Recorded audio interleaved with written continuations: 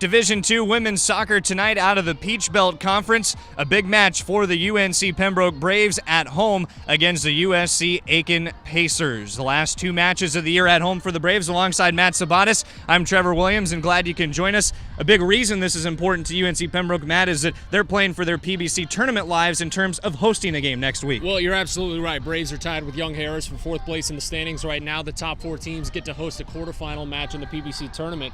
On the other side of the coin, though, for USC Aiken, they're trying to get as high as they can in the standings. They don't have a chance to host the tournament game, but they want to avoid playing the Columbus State Cougars of the league. They want to avoid playing the Flagler Saints, who were ranked number 5 in the nation at one point this season.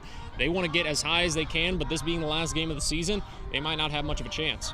Coming off a win, the USC Aiken Pacers. For the Braves, they are coming off a loss against North Georgia in their previous match, and it was a Kate Weisner goal early on that got it sparked for the Braves. Definitely a good start. Katie Watkins assisted on it, but late, 2 goals for North Georgia. They got through Gina Ryan, the star keeper in the Peach Belt Conference. That had to be a point of positive for the Nighthawks, and the Braves now trying to rebound off of that. Well, it's definitely been the road matches for the Braves that have just been the toughest for them to get around. The defense hasn't been able to really put the pedal to the metal as they usually have here at home. Braves only one home loss this season, and that was in the season opener against Limestone College in a non-conference matchup. So hopefully the Braves can close out their home season with 2 more remaining Peach Belt Conference games with a pair of W's.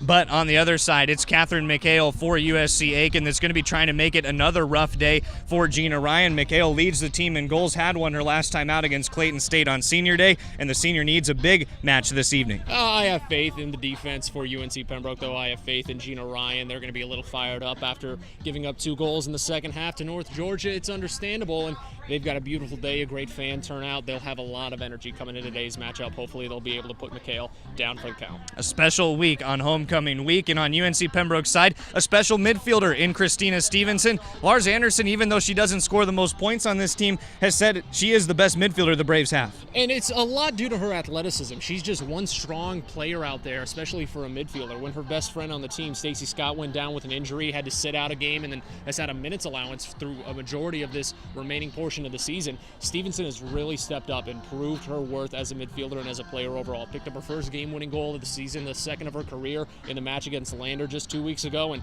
hopefully we can see some more excelling properties from her today. Has been an impressive player for sure. Many are going to be on display tonight between USC Aiken and UNC Pembroke. We have kickoff coming up just after this here on the UNCP Sports Network.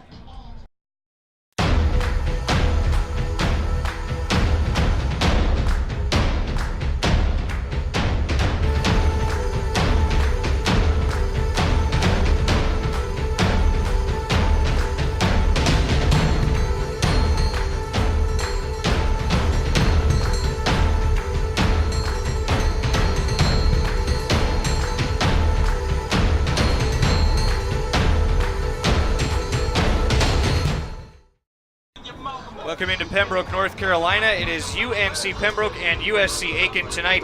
Trevor Williams, Matt Sabatis, the rest of our great UNCP sports crew with you for Braves soccer. Matt, an exciting evening for soccer and even better weather. Oh, without a doubt. Hopefully the sun doesn't get into too many people's eyes, but regardless of that matter, we've got a great game ahead of us and a great turnout in today's match. So the Braves will be on defense to start it off. A volley right away off the foot of Christine Rolfs. Defensively for UNC Pembroke, pressuring with the forward. Alexis Pittman already playing back into the midfield. Big crowd on hand, homecoming week. Match just underway at the start. The throw-in will be for Catherine. Actually, the throw-in will be rather for Tori Caldwell. Catherine McHale is on the receiving end. One of the big things that didn't really materialize, especially in that second half against North Georgia, and took a while in the past couple of games against Lees, McRae, and Lander. The Braves just weren't being very physical in terms of pursuing the ball. Hopefully we can see that a little more today so they can really just show their prowess early on and maybe get a quick 1-goal lead. And then expand on that. It's been the scary point of the season for UNC Pembroke as it plays through the midfield. Braves trying to turn on a counter, but they've had a lot of 1-goal leads, but Lars Anderson said that's the scariest lead in soccer. And that's one of the give and take kind of things that the Braves have been dealing with, is that while Gina Ryan is the best goalie in the Peach Belt Conference, this scoring offense for UNC Pembroke is middle of the road and usually in the bottom half. The officials this evening At Lumbee River EMC Stadium, Matthew Becker, Jason Demchuk, and Tom Chupkowski. Chupkowski and Demchuk are the assistant referees, and Matthew Becker is the head official. Braves have the throw. We'll run through the starting 11s for both sides as well in just a moment. Ball staying around the corner of the 18, headed down softly for the Braves by Shannon O'Neill, now turned out by the Pacers. Trying to flip the field, they're looking for pace to the outside for McHale. Christine Rolfs winning the foot race, turning it off McHale, and a throw coming for the Braves. For UNC Pembroke, their starter Gina Ryan in net. Then it's Alexis Pittman, Kate Weisner, Carly Rochelle, Shannon O'Neill, Christine Rolfs, Jasmine Senecal Guzman, Katie Ryan, Haley Stewart, Stacy Scott, and Christina Stevenson.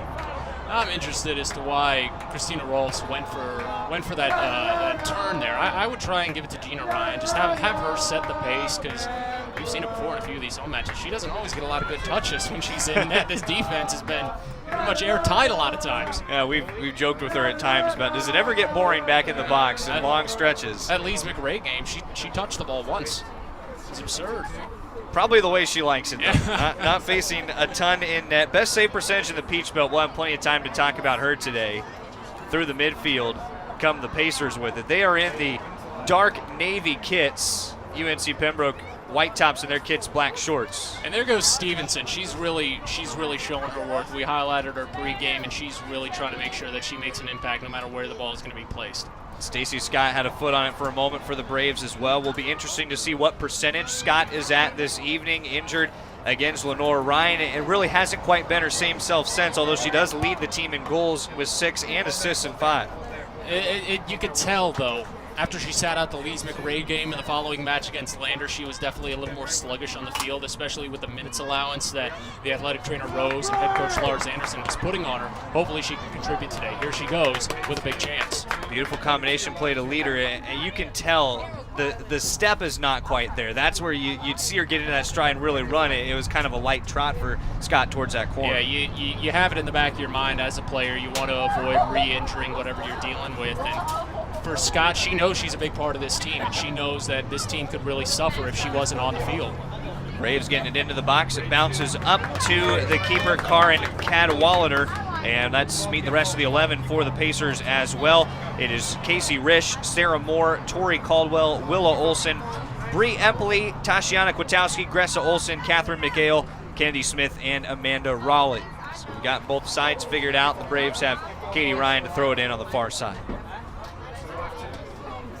Just into the opening minutes, the 5th minute of action. Weather's been interesting at LREMC Stadium, Mr. Sabanis. Last match, very cold and windy. Today, it feels like summer once again. It's been back and forth just about each consecutive match we've had here at this stadium. I believe it was the Lees McRae game, or maybe the game prior, I don't recall, but the Braves, it was pouring down rain for the majority of it. I think it was the Lenore Ryan game. The Lees McRae game was sunny, the Lander game was chilly and windy, and we got one heck of a beautiful sky. Braves hoping to make it a beautiful match as well by their standards. Pittman keeping it loose into the box, cleared up defensively by Amanda Raleigh. And one of the leaders for USC Aiken, Raleigh, a sophomore from Palm Coast, Florida, also scored her first career goal her last time out. Now you can see the way the Pacers are trying to set the tone and set the pace themselves, is that they're really going for a lot of those side outs on the touch lines. They want to really, even if it's giving the Braves opportunities to make the throw-ins, they want to make sure they're set up defensively. Scott deflects it off, earns a corner for UNC Pembroke. That's the senior. We were calling volleyball a night ago. We might as well use the terminology, tooling Kennedy Smith for the corner kick. Christina Stevenson will take it for the Braves. And her favorite target's going to wait far side post. That's Stacy Scott. We got too many sports this week. It won't be a surprise if we just mash all the words together come football this Saturday.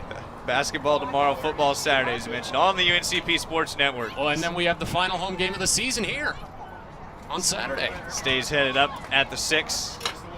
From the top, Rochelle forces Cadwallader to dive and makes the good save. Well done by the senior goalkeeper. Out of Sweden, Lars Anderson will probably have a sweet spot when the match is all done for the keeper on the other side, as Anderson is sweet as well. Well, he's probably trying to keep it out of his head at this point. We know he's definitely got a soft spot for his home country, and he's made it well known in our conversations with him this year, but it seems to be that if the Braves on that corner, going back to that corner, if they can get a good few touches there, they could probably really throw her off for mark. And I feel like a corner would be a good thing to keep an eye out for the Braves to put one in the back of the net. Catherine McHale had a quick touch. It's headed up by the Braves defensively. Haley Stewart getting a start on the back line. The rest of that back line, you mentioned, they're very tough. Jasmine Senecal Guzman, the senior leader, and then Christine Rolfs, and of course, Katie Ryan, Gina's twin sister. They'll do a good job of keeping that pressure off. Yeah, Ryan has really done not only a standout performance this year, her sophomore season, but she's really started to grow into her own as a defensive player just as this season has gone on in front of her twin sister. Casey Risch was dancing around thinking about the end line. Braves have the goal kick coming up, heading towards minute number 8 of action. Lars Anderson, we mentioned, is the gaffer for the Braves, 17th year, 180 wins at UNC Pembroke and 270 on his NCAA coaching career. Hillary George on the other side for USC Aiken in her 3rd season, 12-37-1, is a 2004 graduate of Gardner-Webb. The ball in the midfield cuts down Kate Weisner. She is slow to get up. It's teed up from distance by Casey Risch. Looks to be a little right leg action there. Yeah, she's stretching it out. And Weisner, remember, when she had the big game winner in double overtime against Lise McRae, actually came back off of an injury that night. Left in the second half, returned for overtime, and the Braves glad she did. I think she took that on the near side towards the touchline. I remember that game. It wasn't very heavily officiated, very, very rough physically, and the Braves really had to go their own against that. Lise McRae was an underpowered school, and they really gave it to the Braves. Defensively turning it back towards goal was Amanda Raleigh. Cadwallader has it headed down by Weisner. Nobody really there for the Braves, but kicked out by USC Aiken, and a second corner kick already upcoming for Pembroke. Well, I like Stacey Scott's drive on that one, still making her presence known in the box, trying to just let the goalkeeper know, say, hey, I'm here. You may have scouted me a little, but don't get your hopes up. I'm still the quality player that can really burn you on a couple of these plays. I'd say you might see one coming right here on this corner. Nearing the century mark in corners, the Braves 97 on the season on the right foot of Christina Stevenson. Braves have Scott up, knocks it down, maybe cleared for a moment. Some near side help along the post came from Willa Olson. Alexis Pittman holding it in, trying to earn a crosser better.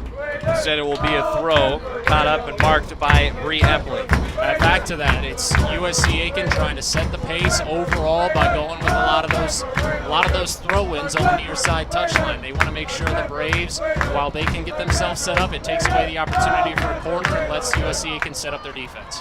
Stevenson from distance, corner of the 18, working end line, looking for the cross, fires it way high and out of that byline for the goal kick coming of USC Aiken. You're going to hear in the background this evening the black and gold Army, a little international student conglomerate, the supporter section for UNC Pembroke. It's a special group for the Braves. They've really enjoyed having those fan supporters here all season long, and a big crowd on hand tonight.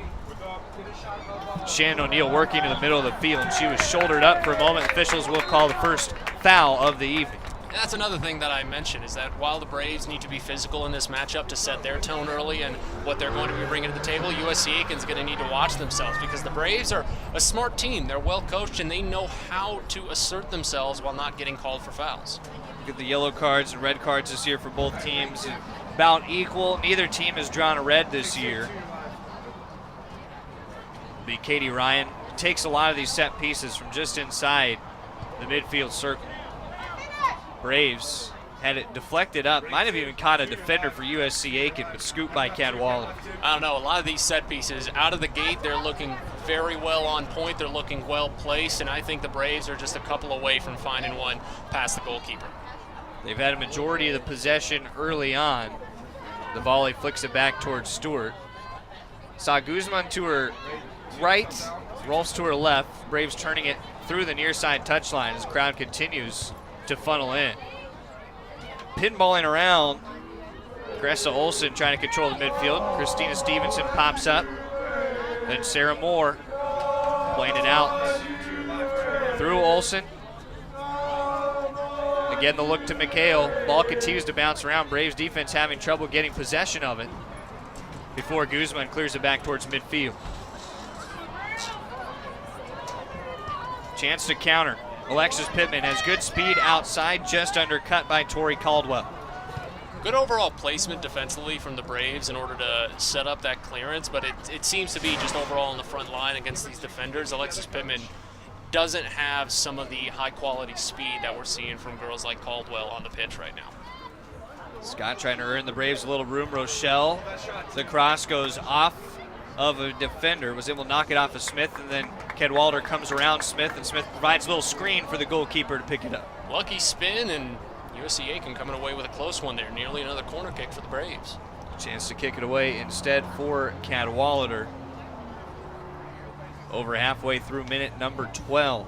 Now 2-1, the advantage for UNC Pembroke. They've outscored USC Aiken 7-0 the last 2 meetings, and the Braves have never lost to the USC Aiken Pacers.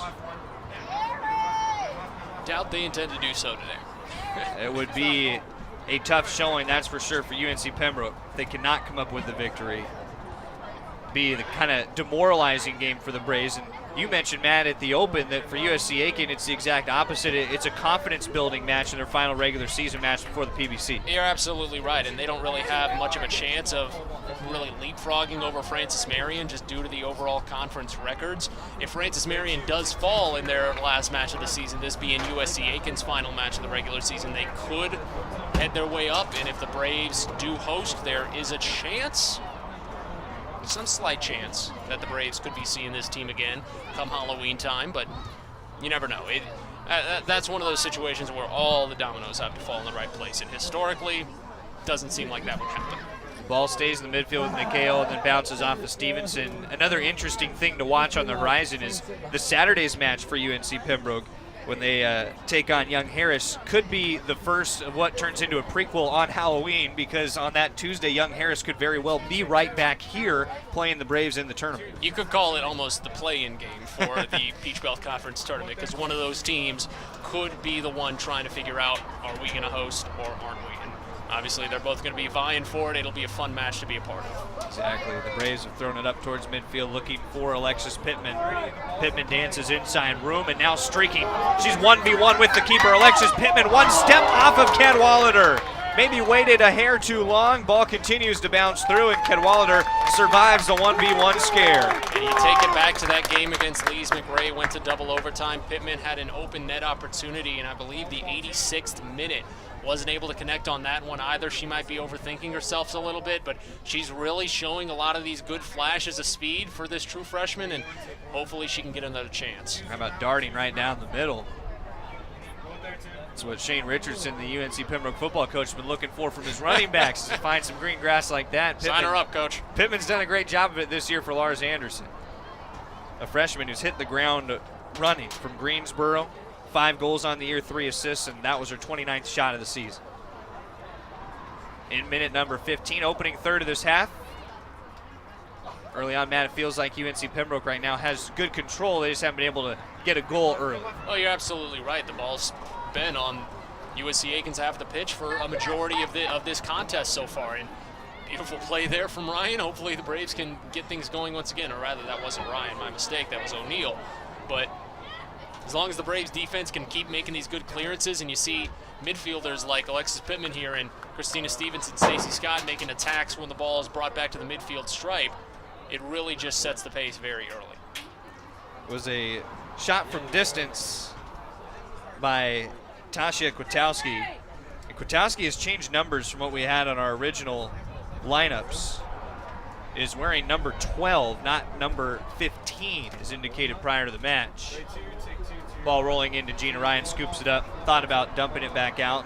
Of course, she was probably listed as 12 for the start of the match, just not to us. Yeah, she wants to take her time, and it's just how she wants to get a handle of the ball. She's a bit of a playmaker, not a playmaker, but a play setter. And she's one who can really control her team even from the box, especially when the ball spent a lot of time on this side of the field. On the back of Katie Ryan was Willa Olson. Ryan setting up for the set piece. The Ryan twin sisters are from Cape Carteret, North Carolina, sophomores. Lars Anderson going to be happy to have another couple years with them, helping be some leaders on this Braves team. Without a doubt, without a doubt.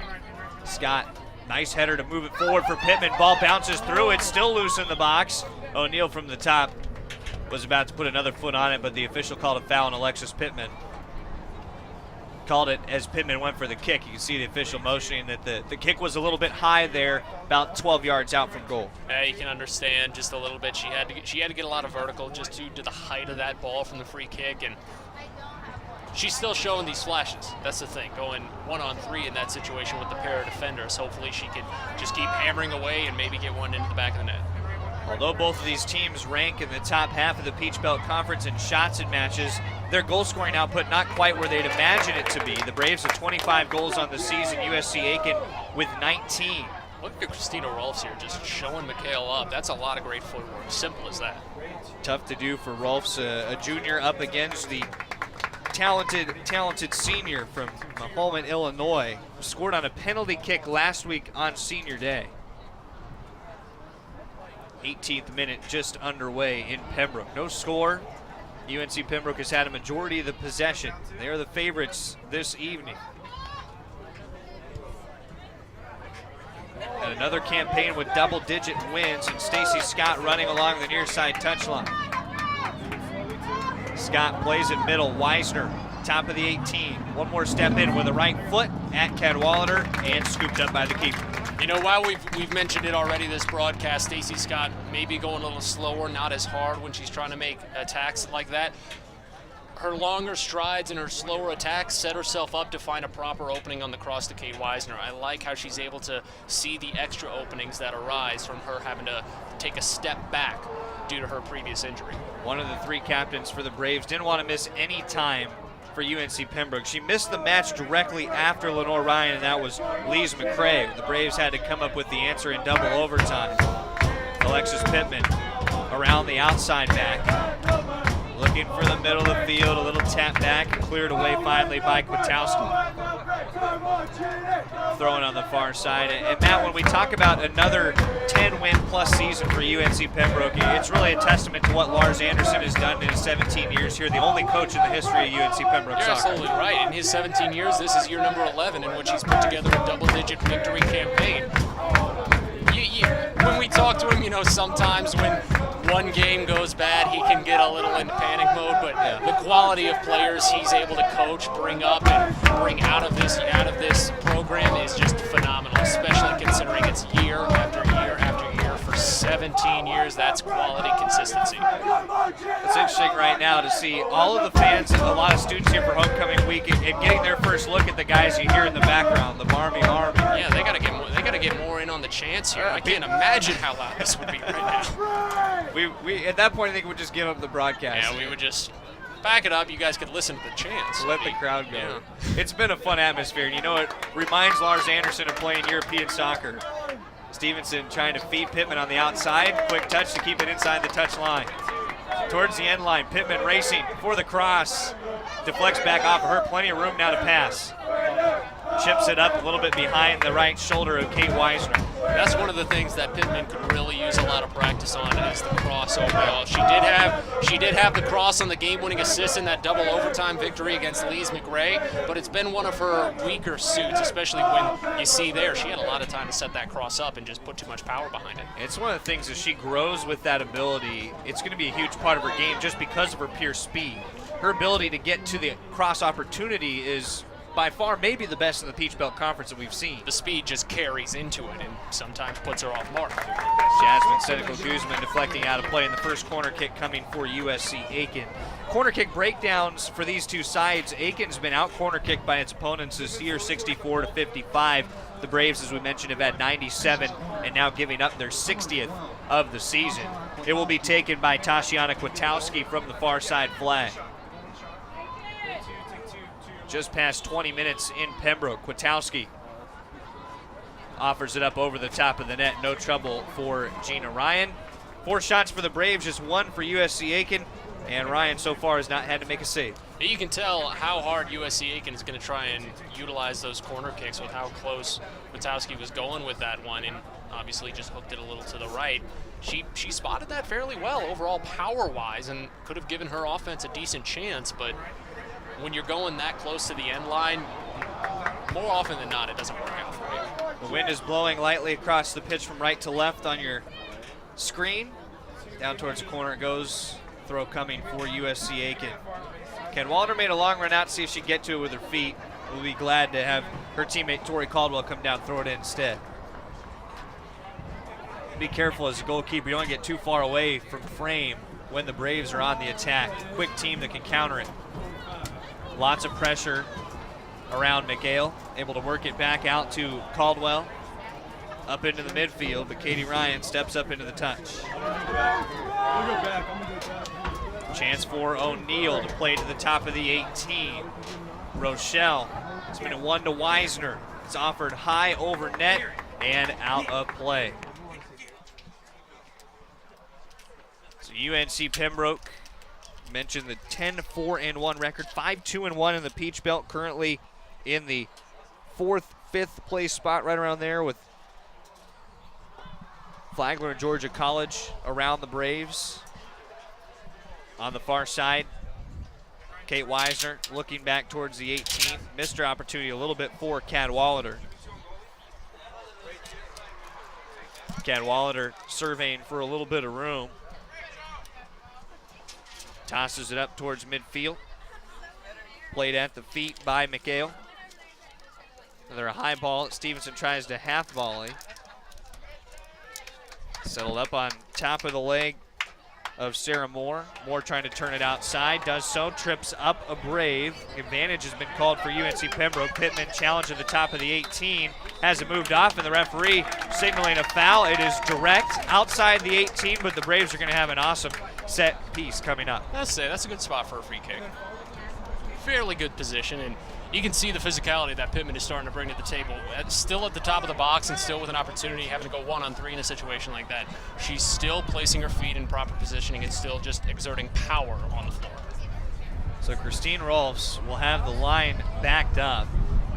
Has a bunch of teammates to her left, but you would think from this kind of distance, you could say 24 out maybe for Rolfs, and she'll go direct to net. Does try to go around the wall, blaster a little too high. And as a defender, sometimes those things can happen. Your main job is to clear the ball.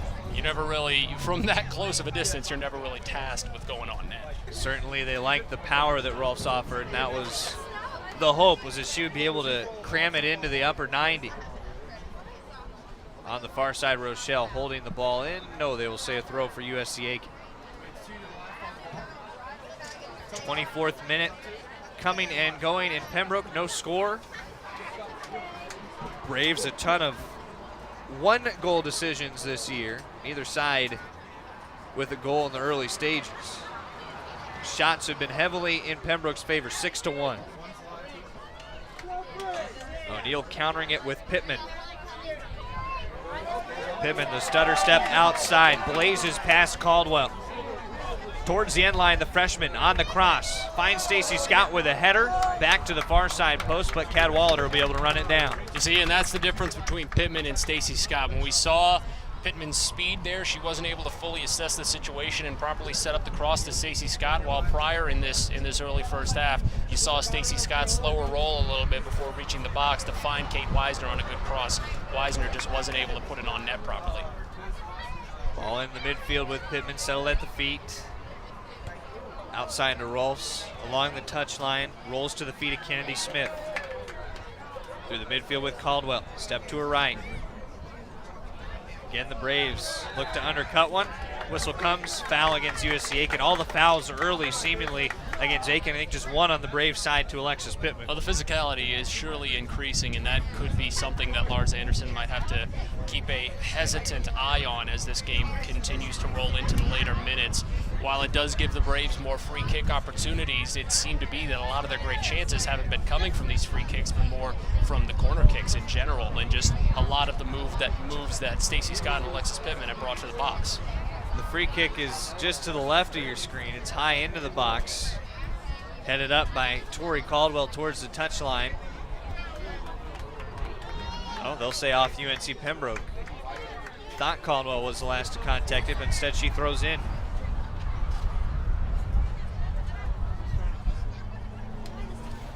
"26 minutes come and gone. Both keepers have kept it clean.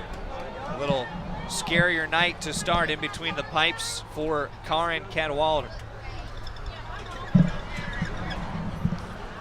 Katie Ryan racing up to hold it in the attacking third. Stevenson blasts it from distance. Slow roller at Cadwalader. A lot of the power on these shots so far, it seems to have been diminishing as we roll into the closing 20 of this first half, but the fact of the matter is the Braves are still putting shots on goal. That's the important thing. 7 shots in total for UNC Pembroke, 3 of them on goal. Picked away in the midfield by Gressa Olsen. Chance to counter for USC Aiken. They've not had a lot of sustained possession towards the box. Olsen with the ball trying to turn around Rolfs. Good job of marking her. USC Aiken just can't get that pressure at the top of the 18. And the Braves turning it wide. Throw heading UNC Pembroke's direction. And a lot of it has seemed that the Braves are, in a sense, utilizing the full 11 on the field more than USC Aiken is. You see girls like Alexis Pittman still making her presence known, making some good contact, and here's Stacy Scott at the midline. Scott tapped it back, thought Shannon O'Neill was going to stay in the area. O'Neill had already vacated. Haley Stewart stepping up on Sarah Moore. Moore trying to get around Stewart. Another good job by the Braves. Defensive backline is stepping up. They'll have Katie Watkins waiting across the way. The senior from Kannapolis is at the table. Will be due to check in for the Braves.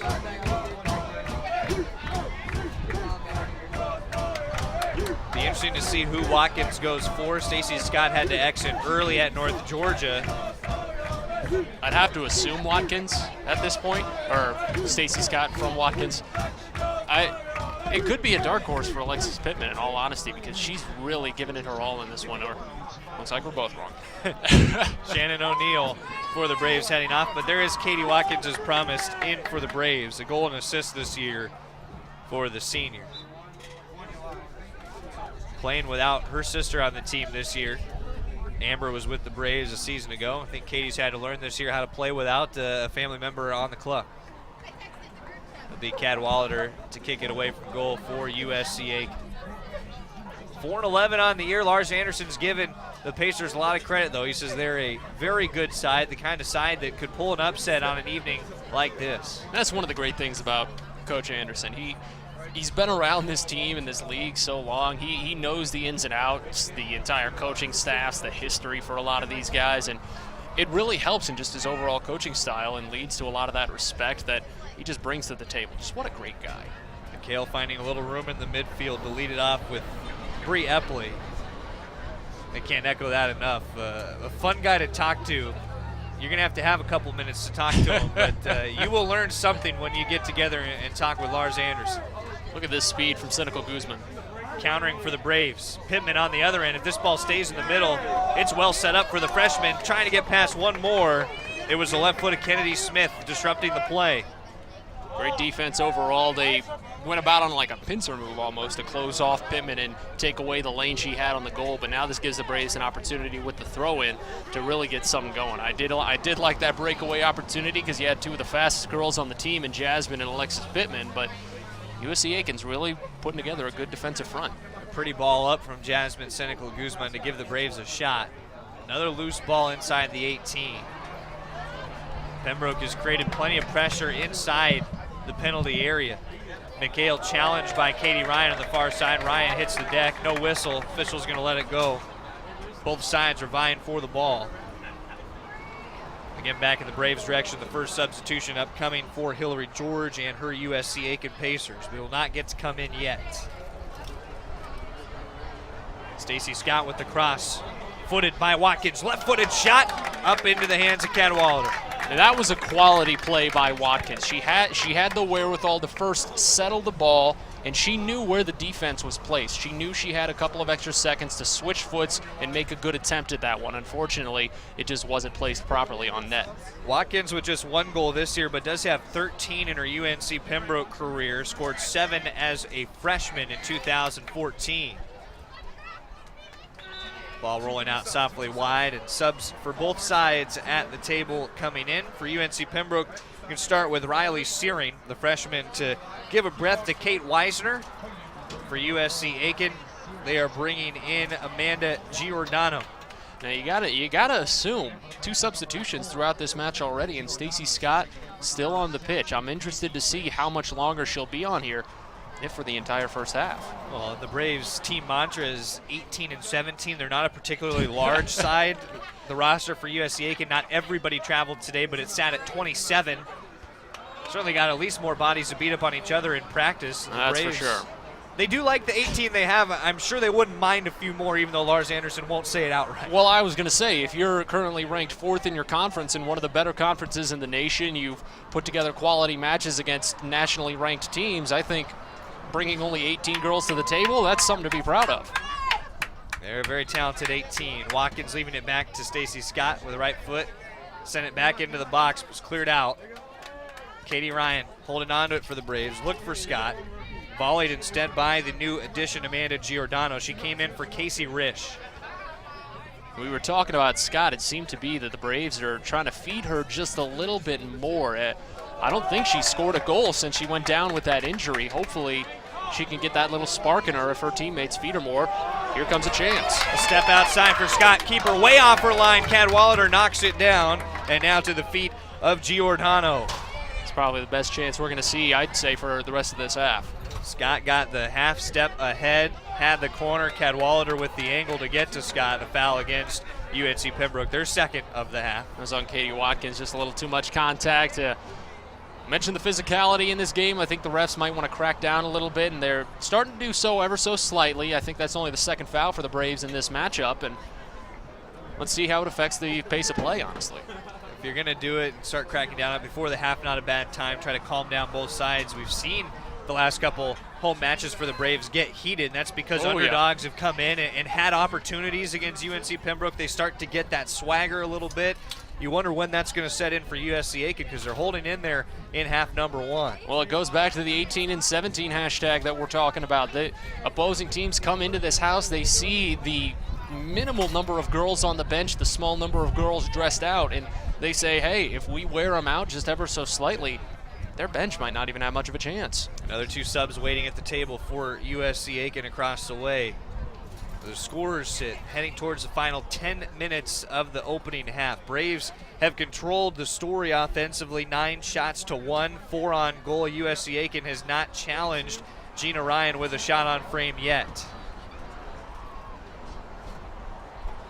Alexis Pittman, light touch, tapped it towards running Rochelle, but could not get there ahead of Tashiana Kwiatkowski. Jasmine Senecal Guzman, a little room for Watkins. Had the fresh legs of the Braves' first sub. Stacy Scott trying to find Pittman. Onside, the freshman towards the byline. Turns it back with a cross. Earns it in front of net, but nobody home on the back end. And that's back to the same argument I was making about 10 minutes ago. Pittman has some of the best speed on this team. Had it from Jasmine Senecal Guzman, just one pass removed, and she just isn't able to set up a lot of the cross. She doesn't really read the rest of her offense around her. She's able to break a play open and make a good chance, but until she finds an opening with those crosses, it's not going to do much. Pittman at the end line, looking around towards the 6. Knocked out of the danger area by Raleigh. Katie Ryan, another good read.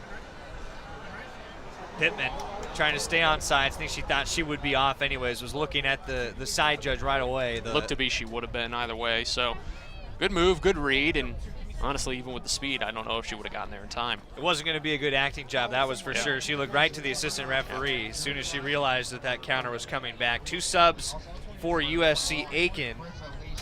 The new additions appear to be Sarah Drury and Marissa Lee. And they come in for Willa Olson and Brie Epley. Lee appears to be in the forward position, Drury in the midfield. Both sides running 4-3-3. Stacy Scott was asking for it forward, the pass behind her. Junior running it down near the touchline. Marked straight up by Giordano. Goes down to Watkins into the corner. Challenged and pressured by Moore, and the Braves throwing. I think with Watkins, she's one of the smaller bodies on this pitch right now. I think she can take just the overall manhandling that USC Aiken is bringing to the floor, because I think she's more concerned with letting everyone else set up around her. In the box, Pittman angled it with left foot towards Watkins, trying to settle it. At the top, Riley Searing had a try, deflected it off of the Pacers. Kept it loose in the box, but USC Aiken again gets it out of that area. It's going to go down as another shot for UNC Pembroke into double digits in the first half. Still no goals to show for it. Searing and undercut. Stacey Scott keeping it in the air for Watkins. At the feet, played on forward by Moore. Into the box it goes. Stewart heads it towards Gina Ryan and nearly past her own keeper. And Gina's probably going to holler to Haley Stewart in that spot. Braves happy that didn't get past their sophomore goalkeeper. A few hearts probably dropped right there for a quick second. Lars Anderson walking away back towards midfield. And might close his eyes for just a moment. He's going to get that one out of his mind. Pittman maybe slowed it down with the base of her cleats running at the 18, cleared back. Stacey Scott avoids a throw coming. About 8 minutes remaining in our first half of play. And I think USC Aiken is starting to get a little wise defensively to the speed that Alexis Pittman is bringing to the table. You see how far they backed up Raleigh on that play and was able to break it up with ease. Raleigh, ironically, from Palm Coast, Florida, not out of North Carolina. Did have her first career goal, we mentioned, against Clayton State. I was going to say, was it in Raleigh, though? No, that would have been the storyline. There you go. Ball popped up, it's loose, backing off the side, now free into the 18, cleared off. Katie Watkins couldn't quite get to it. The help was from Tashiana Kwitowski. It hit the side of the goalkeeper, Karin Cadwallader, and the Braves for a moment had empty net. I don't think Ken Wallader was fully aware of the situation that was probably unfolding there. She didn't look to really go all out in an attempt to make that save, that stop, but man, the Braves have had so many opportunities in this match so far. It's got to find the back of the net at some point. Another corner kick for UNC Pembroke, third corner of the first half, and Stacey Scott earning her second from the right side by just blasting it off of the defender that was marking her, which was Amanda Giordano. So Christina Stevenson, doesn't matter which side, she will take the corner again. Has all her friends set up on the far side post. Ends up getting it to the backside. Guzman trying to hold it in, but our near side assistant referee says it was over that byline. There's definitely been a lot of power on the corner kicks today overall. I think Stevenson might have done just a little bit better, going a little lower with it, a little more line drive, even keep it on the ground almost, because the Braves, they've really just outfooted USC Aiken through a majority of this game. They've just placed the ball just so much better throughout these first 40 minutes. It's going to be a point of frustration at the half if Pembroke can't get a goal. Coming flying in was Katie Watkins and caught the underside of the cleats of Amanda Raleigh. There was no whistle, and luckily both were playing for the ball. Watkins appeared to be just fine getting up. She could have used that speed on the open netter a little bit ago, and we could have had a one-goal lead. It was tough. Watkins was spun around on that very play. Yeah. Raleigh got tied up with her own keeper. Ball out on the far side, throw for Aiken. 6 minutes even left in the first half. Sun working its way down at beautiful LREMC Stadium and cut the ribbon just over a week's time ago. Been improving it all season long. It's improved leaps and bounds from where it was a year ago. Lars Anderson has been very proud about this pitch. Oh yeah, he's mentioned it many a time, and you compare it to the other schools in the PBC. We saw North Georgia's in the pregame. They have a quality facility, but other than that, this is probably one of the most upgraded facilities you see all around. Take very good care of it here at UNC Pembroke. A point of pride. Rolfs saw the ball behind the intended target of Marissa Lee. Wanted to work outside with Stacey Scott, but behind the junior forward. This crowd is ready to see something in half number one. Already biggest one we've had this year, without doubt. I'm sure it's going to challenge maybe records as well for UNC Pembroke. I think the number, if I remember in the back of my mind correctly, yeah, you got to around that. Got to get above that. I think about 550 mark, like you said. Yeah. Heavy collision at midfield. The officials are calling for it. Christina Stevenson is kind of grabbing the back of her head. I'm surprised the officials didn't ask for a check on that with both players colliding with each other. We saw just in the last match that usually is an automatic timeout and a visit from the athletic trainers to check on any sort of concussion. That's something the NCAA has always been cracking down on. It's increasing over these past few years, and seems to be Stevenson's all right, but she'll probably get a check as we reach halftime. And a migration of the masses nearing the half. Looks like is this a photo? I think people are maybe trying to check in for a lot of the Greek Week festivities. Just stay put, folks. The Braves got 4 minutes trying to get something done in the first half of play. Hey, you don't want to miss something here. Rolling softly to Carr and Cadwallader. Looks like there's free T-shirts ready down there, so there's a bunch the over excitement. there. Yeah. Maybe during halftime we'll sneak out. Broadcasters first. Foul whistled against UNC Pembroke. USC Aiken will keep it going. Well, I mean, third foul. We are staff. We get first dibs on a lot of these things. Remember that. Oh, we're going to get in trouble before halftime. Oh, no, we won't. 3.5 minutes left to go in the half. Amanda Giordano from Seneca, South Carolina. The free kick away. Stevenson again trying to play a ball in the air. Falls at the feet of Rolfs. Rolfs, he got a little offhand shove and got away with it. Tossing Marissa Lee to the turf. Scott looking up for Pittman. Instead, in front of it, Kennedy Smith. Stays into the midfield over to Sarah Moore. And that's the third free kick of the day for USC Aiken, and you just got to look at the tenacity of the Braves to turn the play right back around, clear it away, and potentially set up an offensive front immediately after the free kick. Smith slid into Watkins, kept it up with the Pacers. Quick flick on forward to Catherine McHale, trying to earn some room in the midfield. Player we highlight in the open, battling the top defender, Jasmine Senecal-Guzman. McHale still couldn't find a way around. The Braves clearing it to the far side. Riley Searing holding it in, starting the counter for Pembroke. Searing looking for Carly. Rochelle gets it on back quickly. Running into it more on the far side. Pittman seeing the ball rolling, somehow keeps it inside the touchline. Now the officials have the flag up. About 2 minutes left. Probably going to be one of the last chances offensively this half for the Braves to get something in net. See if they go all out or if they try to hedge their bets for the second half. For USC Aiken as well, one lonely shot in the opening half of play, and it was not on goal. But that's what we're used to at this point at Lumbee River EMC Stadium from this defense. The Braves have never had a match, in fact, where they haven't allowed a shot. They came awfully close against Georgia Southwestern, only allowing 2. Ball high and wide of the cage. Cadwallader will set up for the goal kick. That would be the ultimate boring afternoon if you're a goalkeeper. No shots. You feel for Gina sometimes. She's taking a look at the scoreboard now, seeing how much time is left, and you got to assume she notices that giant 0 underneath saves.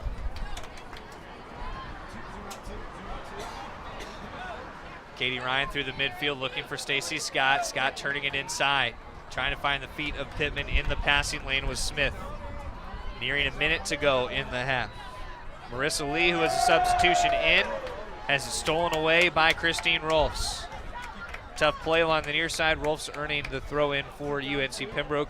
And it's the interesting stat about Gina Ryan when you look at the rankings in the PBC. Her save total is not elevated. That's a good thing when you think about the defensive backline because, quite frankly, there's a lot of matches where she just doesn't make many saves. You're absolutely right, and that's one of the even more substantial things when you look at her overall save percentage is that one goal in the back of the net, that can heavily drop that overall save percentage. The fact that she's one of the top in the country in that number, compare that to how few shots she's actually faced, that makes the number look all the better. 14th nationally and leading the PBC with an 880, 88% save rate for Gina Ryan. Very well done in the closing seconds of our opening half. One more chance for USC Aiken to work it forward. Ball kicked up high. Fans get a souvenir in the closing seconds of the first half. Well, they throw it right. We're going to have 2 balls on the field for the final 4 seconds. Somebody's got to get there. And let the mad rush for the T-shirts begin at the half. Later. We are scoreless in Pembroke. Matt Sabanas has shed the headset, and he is out of here. We'll take a break as well. We'll come back with the halftime report next. Braves have all the shot lead, but nothing to show for it on the board. More after this on the UNCP Sports Network. Connect with Brave Nation, the student rewards app for UNC Pembroke. Use the app to earn points by checking in at select events. Follow the action and watch the Braves live. In the 109th minute, the Braves come up with the victory.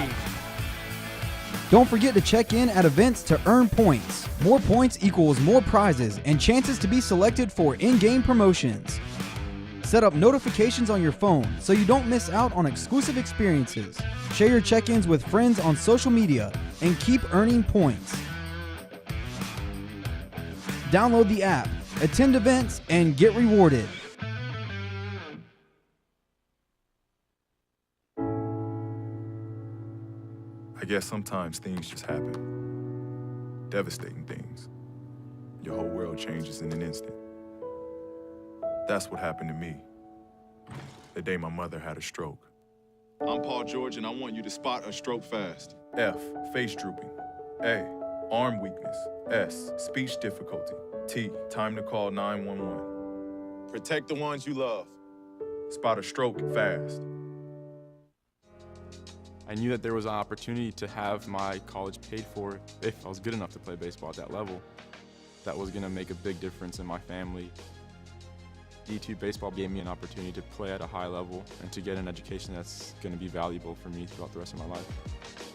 I chose to take my experience of being a student athlete and pursue that within my career and to get a master's degree. If I wouldn't have had a baseball scholarship, there'd be no chance that I'm doing what I'm doing today. When it comes to saving money, What? don't act like a baby. Oh, it's like they're having their own little meeting. This is so humiliating. Be the boss. I'm the boss. What the? Power nap. You were saying. And make a budget. Let's get to work. Need a little help? Stacy, read back the notes. I can't read. What's it say? Create a personalized savings plan and get other tools and tips. We can share. You obviously didn't go to business school. At feedthepig.org. Mr. Big Shot, buying whiskey shots for everybody in the bar. From the looks of it, I'd say nobody even remembers. The American dream to me as an immigrant means having the opportunities that my parents didn't have. Being the first one in my family to graduate, it meant everything my parents sacrificed for me to get to this point. It was paying off. Estoy muy orgulloso de Michael por haberse graduado de colegio. My path to a college degree would have been completely different had I not had a scholarship. It would just relieved a lot of the financial burden.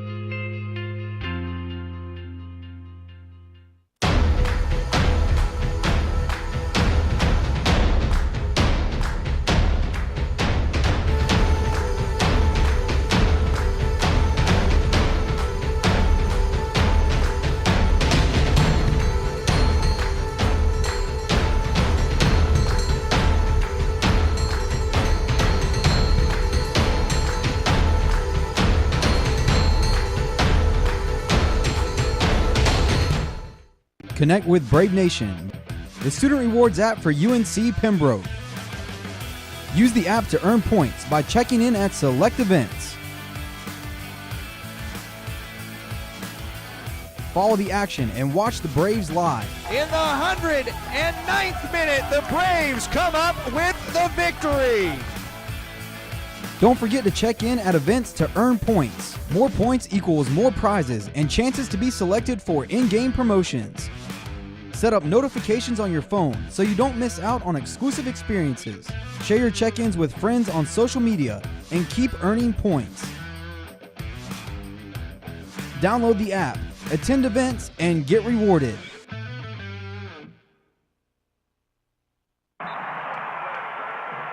What you've gained as a student will be just as important to you as what you did as a player. As long as you know that you made the effort to do the best of which you're capable, there's no failure. Success on 3. There are over 400,000 NCAA student athletes. And just about all of us will be going pro in something other than sports.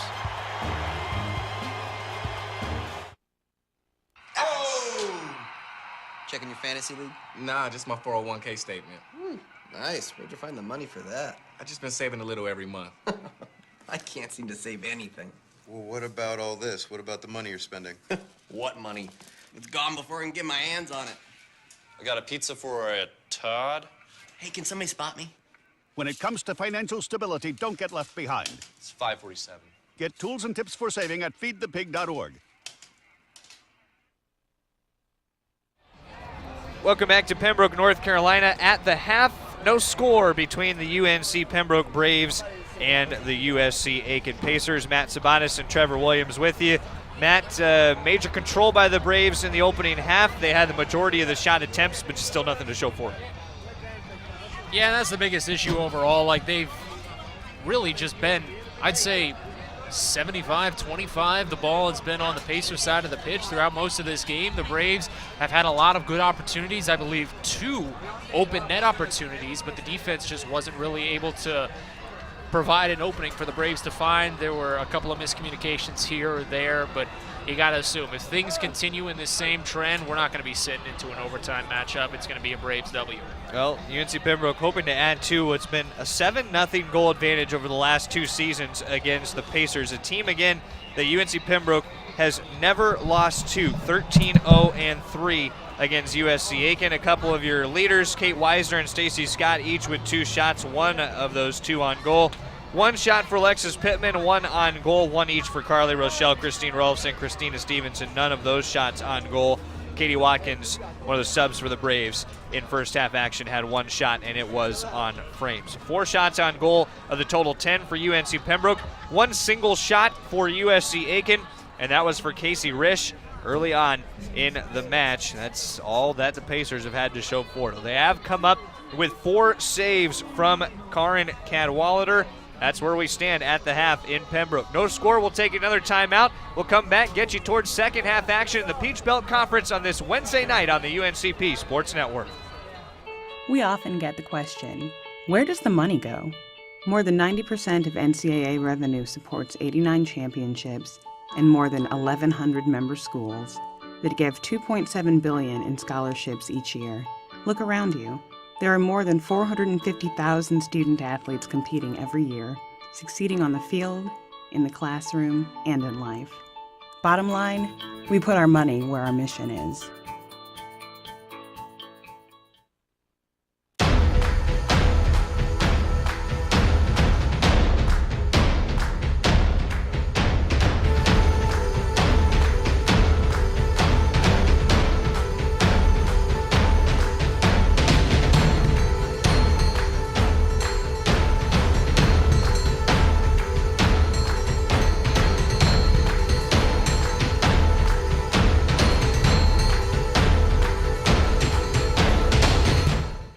Connect with Brave Nation, the student rewards app for UNC Pembroke.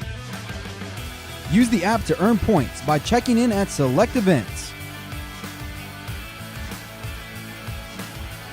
Follow the action and watch the Braves live. In the 109th minute, the Braves come up with the victory.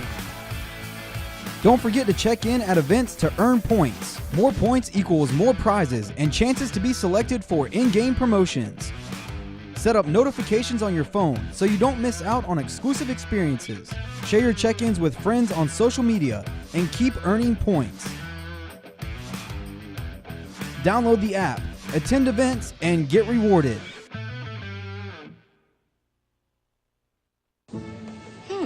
Maybe you can make retirement happen.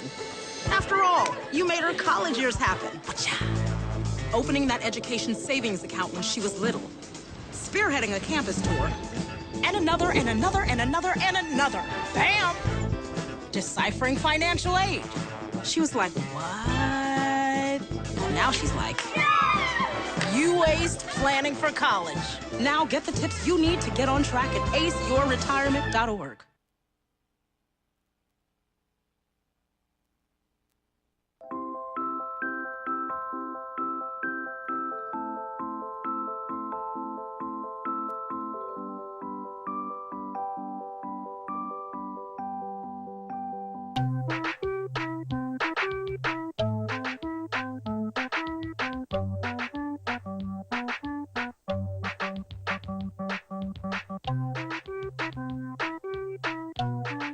Start a story. Adopt at theshelterpetproject.org. I'm doing a downward dog and he's underneath. He's my best friend, but a lot of people know him as Keyboard Cat. I love Toast because she's a lazy diva. Toast does whatever she wants, obviously. Celebrate the soggy shoes and the slow starts. Celebrate the lessons learned along the way.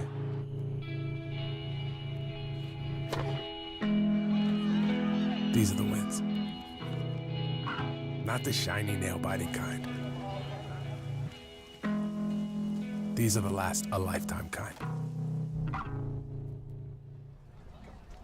Back in Pembroke at the half, no score. The UNC Pembroke Braves and the USC Aiken Pacers from North Carolina and Lumbee River EMC Stadium on the UNCP Sports Network. Trevor Williams alongside me is Matt Sabatis, our producer Scott Banke, and the rest of our great crew with you this evening on homecoming week. Busy week. Matt Sabatis and the Braves looking to pick up a goal now in the second half, and you're feeling pretty good about it. Oh, you're absolutely right, Trevor. One, it is a busy week, and two, the Braves should be coming out of the gates firing. You just saw the way that both teams were approaching the pace of play in that first half. The Braves were really trying to keep pace high with the speed from Jasmine Senecal-Guzman and Alexis Pittman. Pittman got a lot of touches in that first half, while USC Aiken was really trying to keep it slow and set the pace slow to try and get themselves set up on just about every conceivable play. So hopefully if those two trends continue to go against one another through that second half, hopefully the Braves will be the ones to come out on top, because more often than not you see the more intense and the more fast-paced team come away with the victory. Yep, 10-1, their shots lead.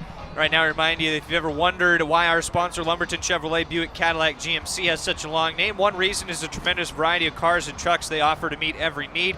Great-looking Chevrolets, Buicks, Cadillacs, and even GMC SUVs and trucks. They have everything from budget vehicles to top-of-the-line Cadillacs, so why would you shop anywhere else? Try their quick lube, and while your vehicle is being serviced, you can see for yourself. They're located next to Lumberton High School, and by Adidas, the official apparel sponsor for all 16 of UNC Pembroke's varsity athletic teams. Adidas provides some of the most innovative products in the shoe and apparel industry and is one of the most recognizable brands worldwide. We thank Adidas for all of its support in offering UNC Pembroke the best for its student athletes. We'll take one more time out. We come back with second half action after this. The Pacers and the Braves on the UNCP Sports Network.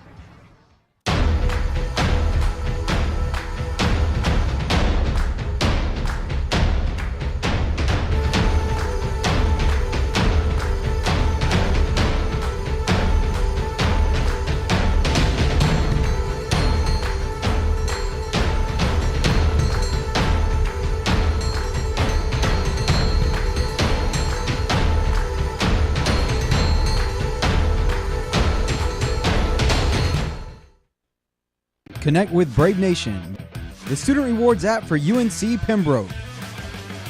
Use the app to earn points by checking in at select events.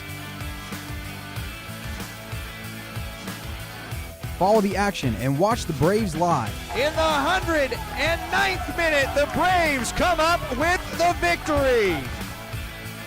Don't forget to check in at events to earn points. More points equals more prizes and chances to be selected for in-game promotions. Set up notifications on your phone so you don't miss out on exclusive experiences. Share your check-ins with friends on social media and keep earning points. Download the app, attend events, and get rewarded.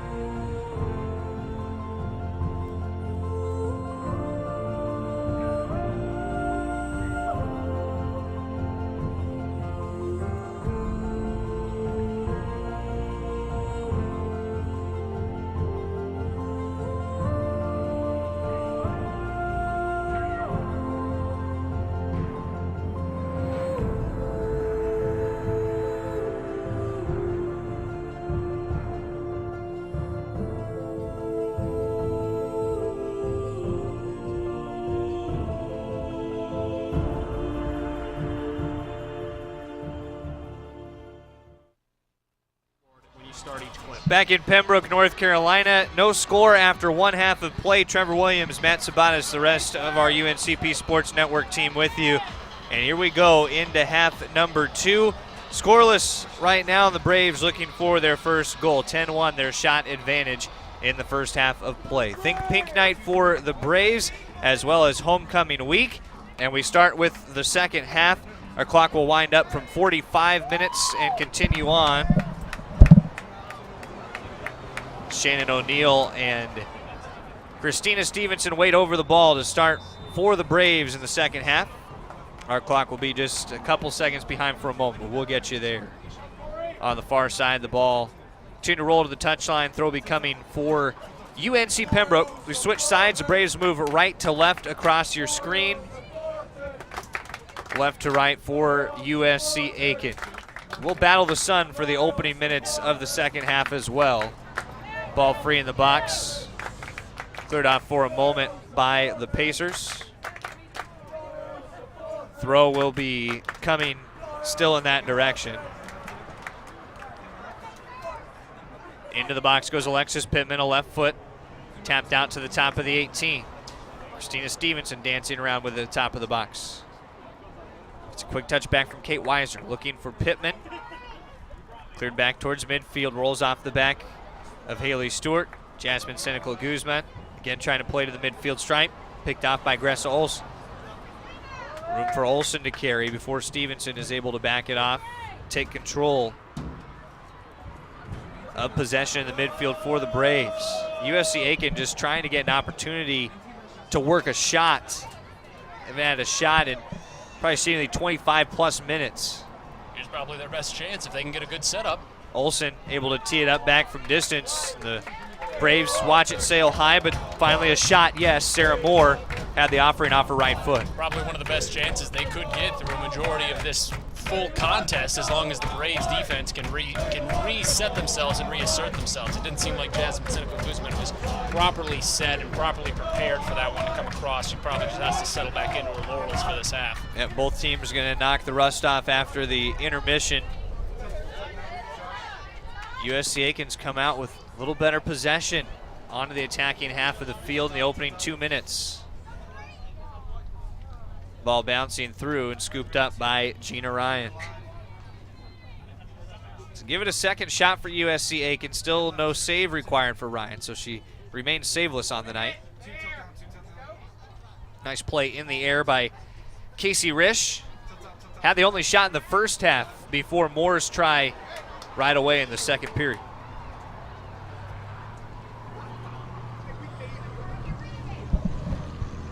Far side ball continues to come upfield along the touchline. Lightly carried by Caldwell.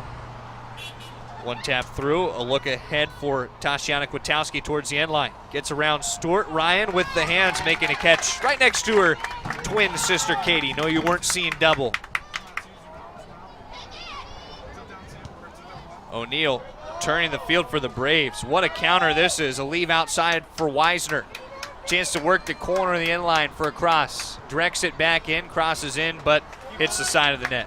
That was a great chance. You said it. A great chance at a counter there for the Braves. It just didn't seem like Weisner had properly set. When she took the hard stop closer to the corner there, she probably could have taken a couple of extra seconds to assess the field in front of her. I know the sun can be a factor in this situation, but she could have had a great opportunity to cross there. Just didn't place it properly. What a job by Katie Ryan to head the ball back down to the turf.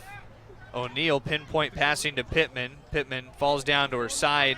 Was being marked by Tori Caldwell. Into the midfield, Ryan again. As an aggressive defender, Katie Ryan, at times you almost forget that she's on the back line. Plays a little bit of midfield for the Braves.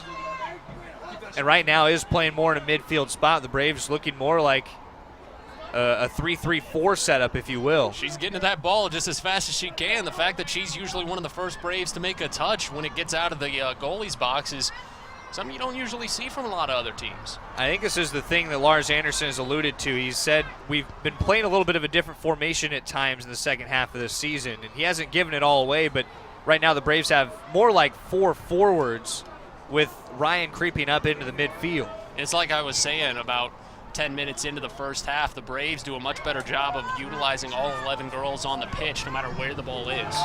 Moore running outside Christine Rolfs. How about the tackle? Well done by Rolfs Jr.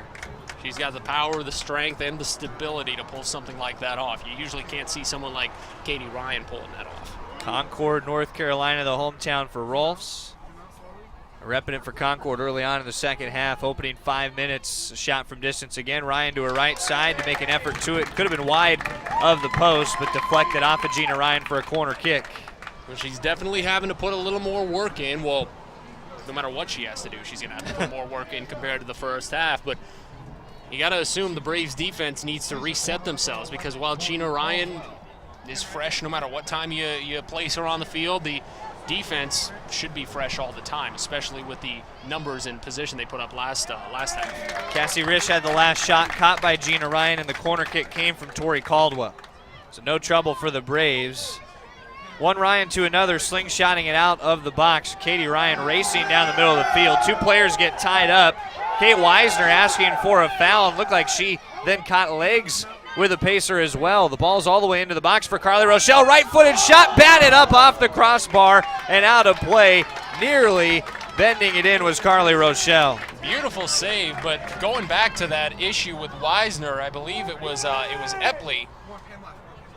I'm surprised the whistle didn't come from that, because as Weisner was starting to try and reset herself and get back up, Epley just took a step and almost seemed like she had kicked her and tried to keep her back on the ground. I don't want to make assumptions like that, but it seemed to be a little egregious. Yeah, the foot was definitely there from Epley. And hard to say with us not being exactly down there. The ball spinning out just to the right of the keeper, Cadwallader. Cleared off by Amanda Raleigh. And boy, the Braves putting a couple scares in the Pacers' pocket early on in half number 2, right in front of their goal. Cadwallader's been challenged twice. Well, what a great job by Raleigh to keep her eye on the ball, even though she had initially seen that her goalie made contact and had a chance of just holding on to that one, but there was contact in the back, and Cadwallader lost control of it. Raleigh had the wherewithal to continue on and clear the ball. Cadwallader has had a heck of a match. Already 6 saves. Has kept the scoreboard blank so the Pacers can keep it even. O'Neal near the top of the 18. Had a defender on her back. Sends a slow roller through. And Cadwallader, interestingly enough, going to play with her feet right in front of the goal. Pretty good flurry, though, that the Braves have been bringing to the table, and off of a few goal kicks and free kicks we saw in the first half, they were really able to turn it around and bring it right back into USC Aiken side of the field. Hopefully we can see it again, and maybe they can get Cadwallader off of her rhythm.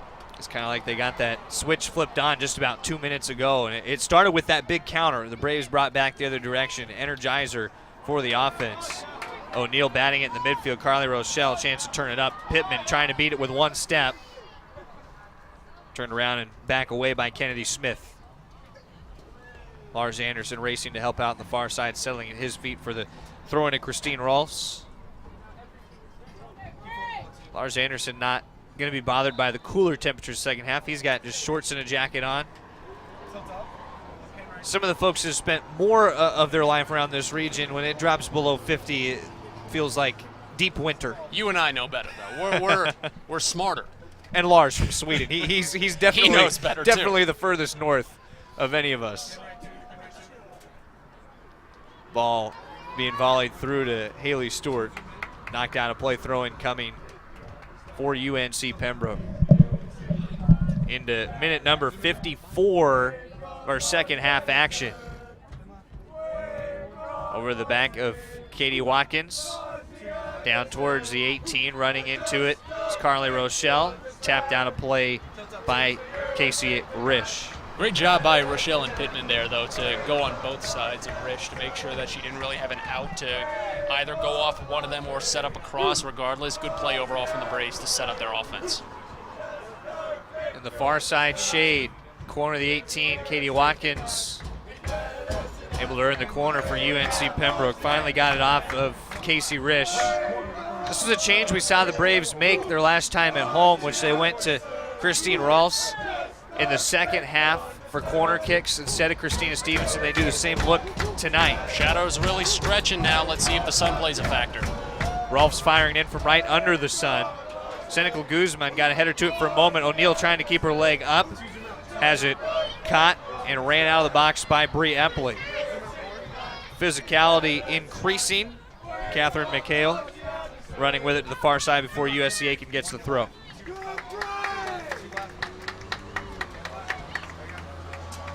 Pacers already a far more productive half, and Epley and O'Neal have really been battling. Been watching that a little closer now after Epley and Weisner got tied up. Pittman over the top of the keeper, Cadwalader, will get a light talking to from the referee. Cadwalader slow to get up now as well.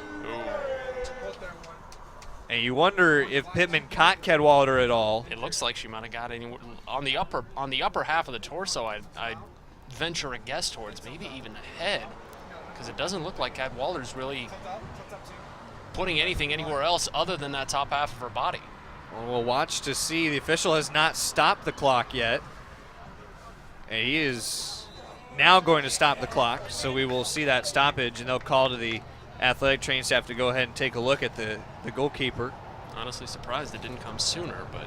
Well, the official wanted Cadwalader to play, and he went and kind of walked over the top, and she must have said something into the fact that, it's fine, I can keep going, and she still hasn't allowed the athletic training staff to come onto the field. And we saw this in the Lees McRae game, too, when Alexis Pittman had the opening, overstepping the goalkeeper for the Bobcats. She's just a physical player when it comes to seeing an opportunity like that, and sometimes her feet can get the best of her. I'm just glad to see that Cadwalader's okay. Definitely. It's good to see the keeper up and back between the pipes. Free kick coming from Amanda Raleigh upfield into the midfield. Catherine McHale going to settle it, and will run with tying up Katie Ryan and dragging Ryan to the ground. The foul was first called against Katie Ryan. I was hoping for that whistle. That was a clear arm hook there, bringing Ryan down. And foul, switching sides, getting used to my second half bearings. It was against USC Aiken. I was surprised I was going to go against UNC Pembroke. I was going to give the official the benefit of the doubt, but yes, back in the Braves' direction. Stevenson around the corner, trying to find end line. Gets the cross in, far side. Weisner not quite there on the back end. Turns the back around, now crosses the opposite direction, top of the 18. Stevenson, way out, tries from distance. It's where she had her goal a couple matches back, and it bounces into Cadwalader. Well, and that's another thing that, like Alexis Pittman, Christina Stevenson, that's not something she's normally called on, is those very hard angle crosses, and she's not one to really power herself properly and place it properly. If you could find someone like Stacey Scott at full strength and full power, maybe she could place that properly and get the Braves in the back of the net. Official stopping the clock for a moment, and now he's calling for an athletic trainer. I think it's the keeper, Cadwalader, who is now asked for the... She's limping now, yeah. Asked for the train staff to come down towards that goal. The Braves giving a water bottle to Alexis Pittman as well. And another goalkeeper is up and getting ready for USC Aiken. You can see Cadwalader in some kind of pain behind the net. She's crawled out of the field of play. It would appear that Katie Commons is the goalkeeper getting ready to enter. She's coming in off the bench towards the goal area. The training staff continuing to look at Karin Cadwalader. You hate to see this for Cadwalader. He got tied up by Alexis Pittman. I don't think it was anything intentional by Pittman. Was trying to get to the ball, but it certainly cost Cadwalader this evening. And we've said it. We saw it in the Lees McRae game, and we've seen it already a few times today. Pittman knows the speed she's blessed with, and she uses it whenever she sees an opportunity. And sometimes when both players are trying to make a play the way they know how to, wires can get crossed like that, and it can lead to scary situations like this. So now the new goalkeeper is Katie Commons from Boone, Iowa. Commons is just a freshman, 14 saves on the year and a .292 goals against average. Far side little battle, Alexis Pittman tied up with Gressa Olsen. The whistle comes, it is against Alexis Pittman and the Braves. And I think we're going to see the physicality pick up, and especially USC Aiken's now going to feel wronged by the fact that their keeper has been forced out of this game. Well, Cadwalader is being helped up, and she's moving on her feet now. Can't see her on screen, but she is being helped by the athletic trainers. Hopefully USC Aiken, on their side, they're going to want to try and keep that out of their minds and just have faith in their backup keeper. But the Braves, they really need to utilize this opportunity. Yeah, this is the kind of match, scoreless into the second half, in which the Braves have dominated offensive possession, that you're going to see the frustrations build to both sides for very different reasons. You want to see both sides keep their composure in the second half. Ball tipped out of play, throw still headed in the UNC Pembroke direction. We promise you just about a minute more to battle this sun. It'll be a little easier to uncover the action on your screen. Rolf's on the ground, cleared up off the turf by Raleigh. Counter opportunity for USC Aiken. Out and running with it, Willa Olson. Down the touchline, tries to step inside Rolfs. Stevenson, the header away. Calmed down by Olson. Some fancy footwork to move it through the middle of the field. Stays outside with McHale. Rolls through top of the box, popped up by Katie Ryan. Watkins, the half volley. Down towards the end line it goes. Gina Ryan, running to her right, pick it up before having to take the goal kick from the ground. She'll be able to send this away. If there's one thing Lars Anderson has talked about Gina Ryan working on, it is these kicks away from net. To not the most powerful of goalkeepers, something she's been working hard on. Well, a lot of that can be just simply attributed to her size. You can only get so much muscle in someone of that size and that caliber, but you compare that to her other skills as a keeper, I think it weighs itself out. Oh, definitely. Her intelligence in net rivals that of most keepers across the country. We're not talking just at the Division II level, but all the way up the ranks to Division I as well. Pittman racing on the outside, tied up with Smith.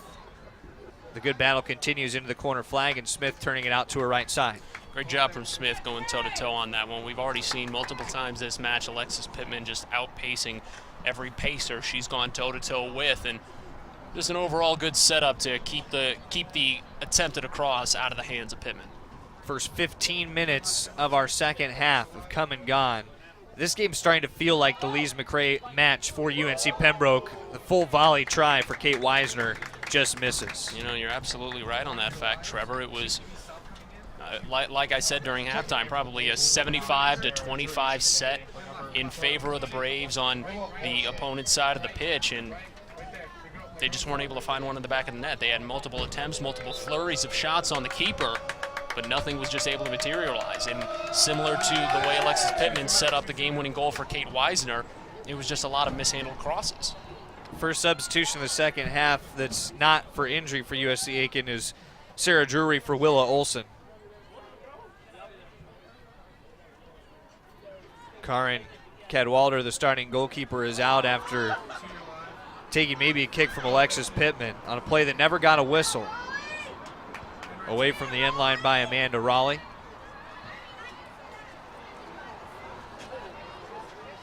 The new addition, Drury, trying to control the ball. Does up looking for McHale.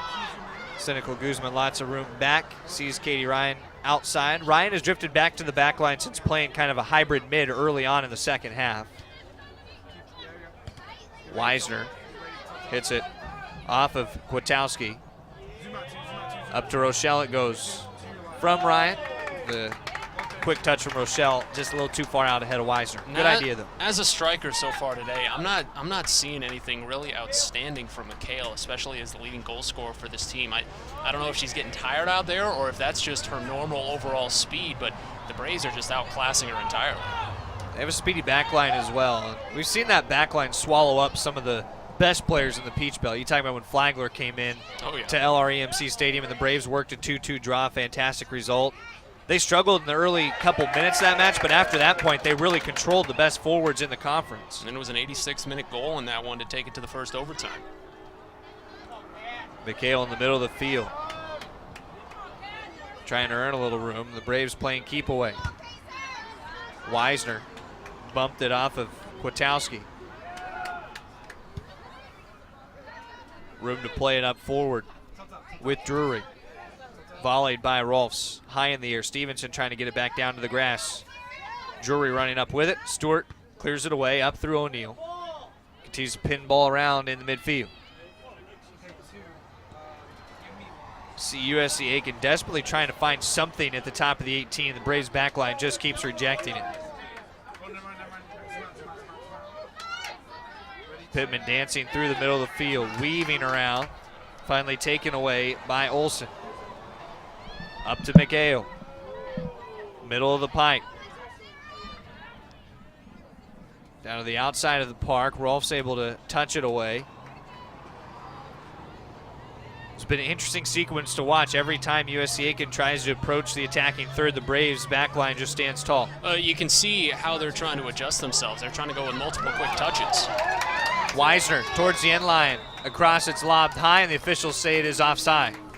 As I was saying, you can see how USC Aiken is trying to adjust their offensive strategy. They're going with a lot faster touches. They're trying to just move the ball around faster to try and keep the one-on-one defensive attacks and maybe even the two-on-one defensive attacks from the Braves just at bay. But the Braves place themselves well enough. These girls on the back line, they know where to go if they're not going to be one of the primary defenders for a girl on ball. They're going to step back and keep an eye on just their overall zone and make sure that they break up whatever play comes their way.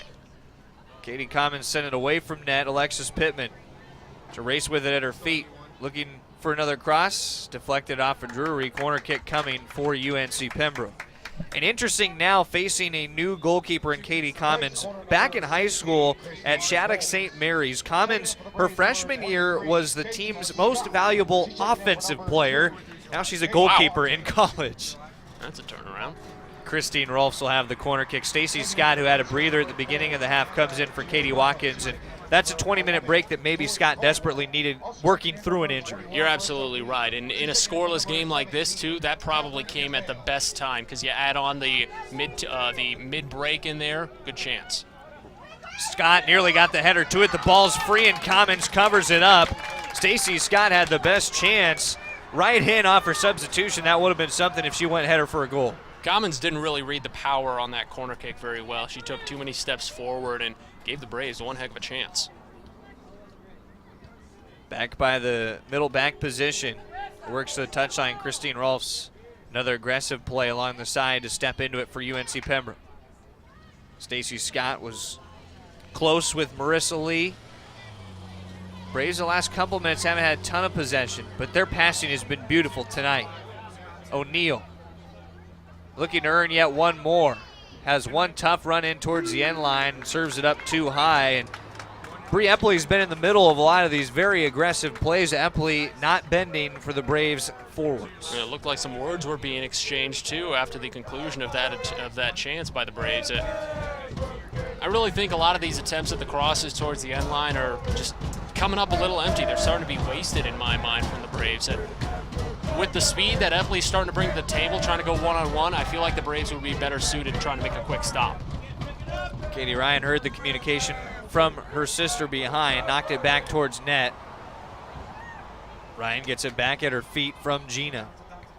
Trying to find Kate Weisner upfield. Weisner nearly lost her footing. Throwing for USC Aiken. They'll get to start with it near the attacking third. I think overall, footwork-wise, Weisner has been getting a little rattled as this game has gone on, too. Hopefully she can settle back in. 24 minutes left in regulation for one of these sides to find a go-ahead in the first goal of the match. Alexis Pittman settling it, trying to race inside, was locked tight with Raleigh. Again, no whistle, and if you want to talk about more similarities to that Lees-McRae match, the whistle going away in the second half. You're absolutely right. The physicality has increased, I'd say, twofold. You start to play a dangerous game. That's when Lars Anderson, I think, got frustrated. He'll never say it this way, but when Stacy Scott got hurt, you start to feel like when the whistle isn't coming, it starts to hurt the players on both sides, and we've already seen one player down for USC Aiken. That was going to be my next point. We've already seen the trials of that firsthand with the loss of Cadwalder. O'Neal gets it through to Pittman. Pittman selling with a left foot. Pass Commons into the net. Alexis Pittman with the Braves' first goal of the night. Maybe spooked one more time, but the freshman comes up with goal number 6 of her season. It's almost like you could see her whole body freeze when that came off of her foot the final time, thinking about that Lees-McRae attempt in which she went wide with it. As that one went off the right post, almost went right again, but she learned from last time. Boy, did she. Had Katie Commons diving out to it and was able to find the back of the net. Alexis Pittman, her 6th goal of the year that draws her even with Stacey Scott for the team lead. And they've had a nice back and forth throughout the season in terms of trying to take the team lead in goals. I don't think Scott, honestly, tonight would have any problem with Pittman picking up a brace and taking the lead with her 7th. Oh, without a doubt. That becomes the battle now for Lars Anderson. His side is finding the 2nd goal. Right away, USC Aiken trying to come back with lead. Braves end up knocking it wide for the corner kick, and they'll have to set up defensively. We'll wait for the official time on the scoring of the goal for Alexis Pittman, as it will be tallied in the 67th minute at 66:55. Braves lead 1-0. Sarah Drury to take the corner kick. This is where you can't let up. You got to get some of your quality defenders there, and they got Katie Ryan set up. Katie Ryan maybe beat backside and lucky for the Braves. It appeared emerging with the header was Gressa Olsen. Seemed to be Ryan, Gina Ryan, as a matter of fact. She overstepped that one a little bit, went towards the edge of the box, but it seemed to be Katie kept her pacing and wanted to make sure that no header towards her near side post had a chance at it. Very close there. The battle on the near side, whistle comes heading towards the Braves on the foul, and the Barmy Army likes it. Shannon O'Neill got the assist on the goal for Alexis Pittman, and that was assist number 4 this year for O'Neill. It is assist number 4 on her career. Pittman used the post as well to help it in. 16-3, the shot advantage for UNC Pembroke. They have a lead.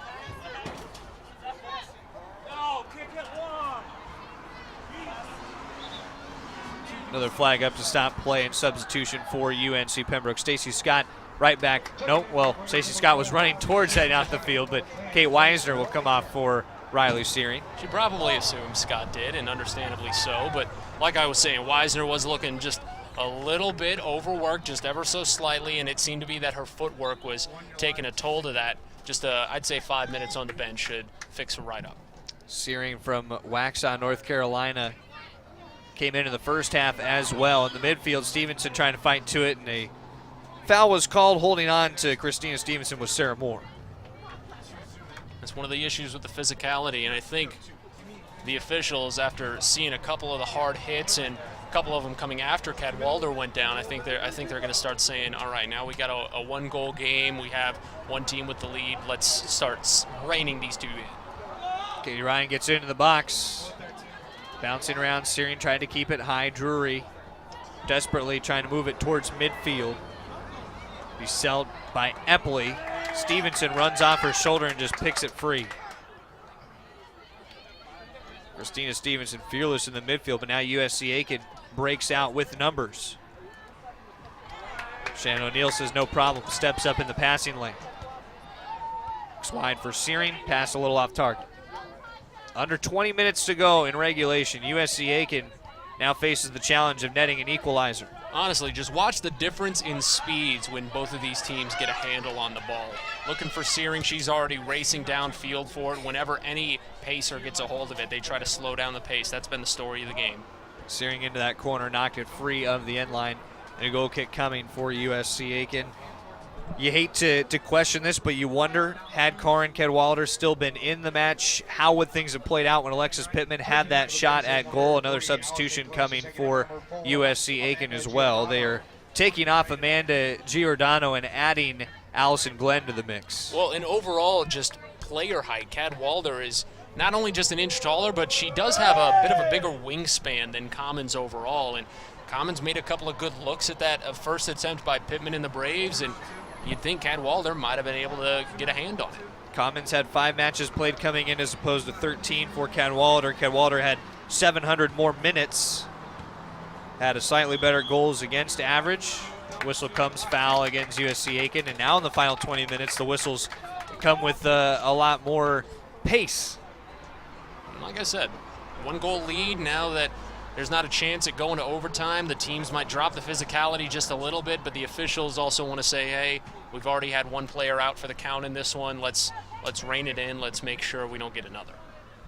Katie Ryan has set up 1 assist on the year, 6 shots. The only point of her career was on the assist earlier this season. Going to try to run the ball down into the corner. Looks to have time. Gets it out the end line. Instead waits for the throw. It's the touch line, rather. Beauty of a free kick, though. Really set it up properly. Pittman just didn't have the speed to get there in time. Senecal Guzman stepping up to hold it in with Christina Stevenson. Stevenson sandwiched by a couple defenders. Rolf's turn to try to keep it up. Epley right down the middle of the park. And outside for Lee, passed it behind her forward. Lee dancing, surveying middle of the pitch for Olsen. Braves recover, everybody back. They're into system.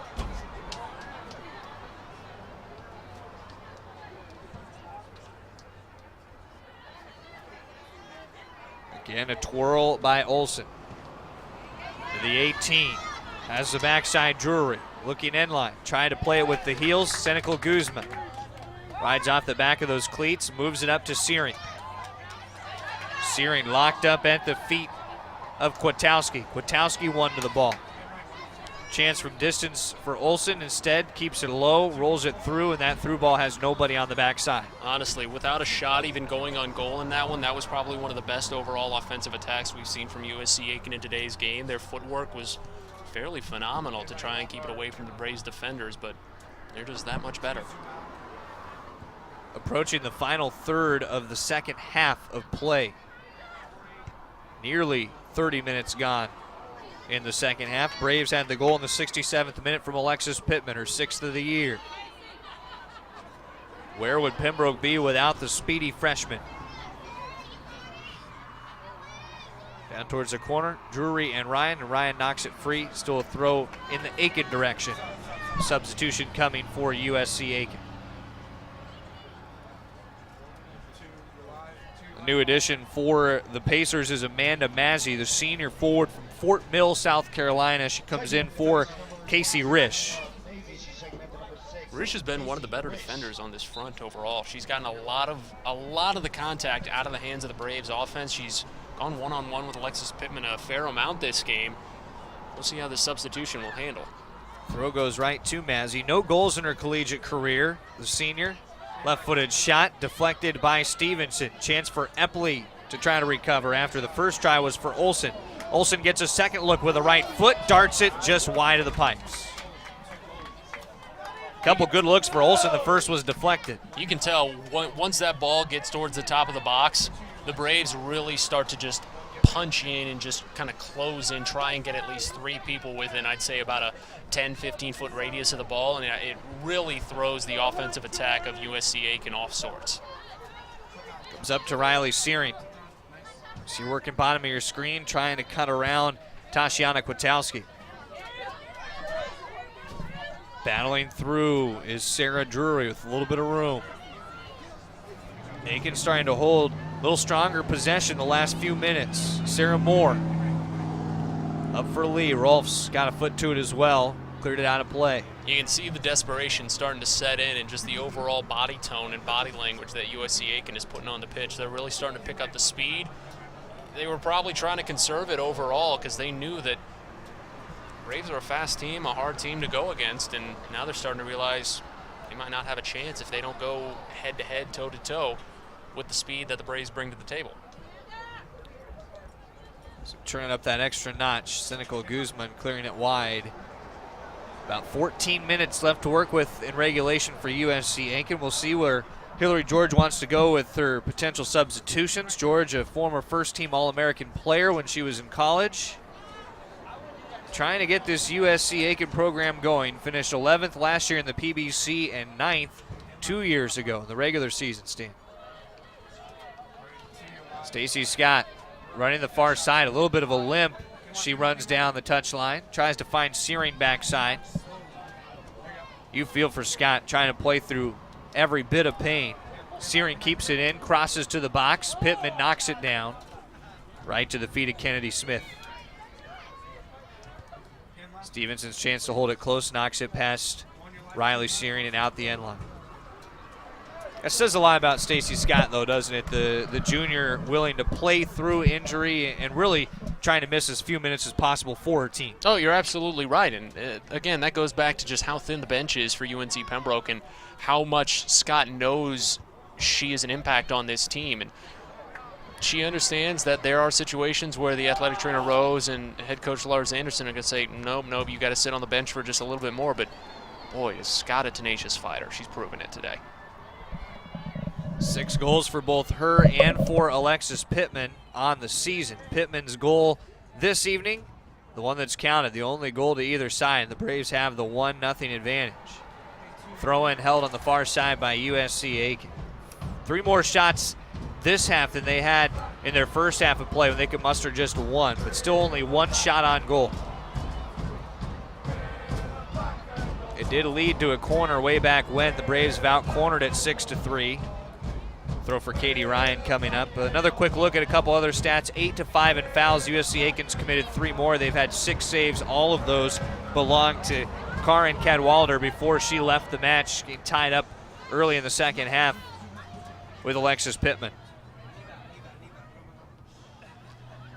Into the corner, Searing races towards the ball, and Kennedy Smith knocks it out of play. More substitutions, and you wonder if this could be the hope for USC Aiken, that they have more fresh legs than UNC Pembroke. You see Kate Weisner coming back in, and returning for the Pacers is the player we highlighted in the open, Catherine McHale. They're really going to try and feed her more now that I bet she makes it in. And after seeing her team pick up the pace and try and get a little more physical, even though the whistles have been flying a little bit more, I feel like she's going to have to respond and make a good attempt at it. But looking at Kate Weisner, it's like I said, she only needed about 4 or 5 minutes on the bench. Hopefully, and I can almost assure you that we'll see a big increase in her footwork now that she has just a little more breath and a little more water in her. Katie Watkins will be waiting to enter as well for UNC Pembroke. Tori Caldwell, the second that came back for USC Aiken. O'Neal was nearly held back down to the turf by Olsen. The official let it play on as O'Neal kept possession, and O'Neal crashes into Kwiatkowski, and the whistle comes against Shannon O'Neal. Both sides getting chippy. As I say, rough situation both ways. You can understand why the whistle didn't come since O'Neal kept her feet and maintained possession, but that was something where just her line of sight wasn't really in that direction, and her overall pace just drew her that way. It was hard to escape. Rochelle trying to play the through ball, and it was kept out of play by Tatiana Kwiatkowski. Katie Watkins return for UNC Pembroke. Shannon O'Neal will head off the pitch. For Aiken, they bring back on Casey Risch. Heading off to the end of the bench, Amanda Mazzi. That was a short-lived run for Mazzi off the bench, but did her job, gave the rest of her teammates a chance to just catch their breath. Into crunch time, final 10 minutes. USC Aiken looking for an equalizer. Kept up on the outside of the foot by Pittman. Saw the ball from Scott. Scott from distance thought about a right-footed shot on that braced right knee. Had it taken away instead by Amanda Raleigh, countering the other way. It was right through the middle of the pitch with Moore. Wants to drop it outside to Catherine McHale. Aiken calling on the senior. Tap back out to point with Smith. Into the center for Olsen. Olsen turns upfield. Thinking about a right-footed shot. Rochelle challenging. Stevenson picks up the mark. Stevenson and Katie Ryan got in the way. Rochelle trying to clear. Weisner keeps possession instead for the Braves before knocking it wide. Now, USC Aiken is clearly trying to feed McHale off of the initial attack, but the way McHale is setting up towards the corner of the box, it's just not going to work because Aiken's offense usually just takes directly halfway through the midfield stripe, and going corner to corner like that and trying to recenter it and get it right back up, that just takes away precious seconds that the Braves can just clamp down on you and lock you down defensively. Amanda Giordano in for Sarah Drury. Saw Giordano walking towards the top of the box. About 8.5 minutes left to work with for Aiken. Giordano will get the touch, trying to work outside of Katie Ryan. Reverses directions. Ryan's crashing with Giordano. Giordano trying to keep her hand away from the ball.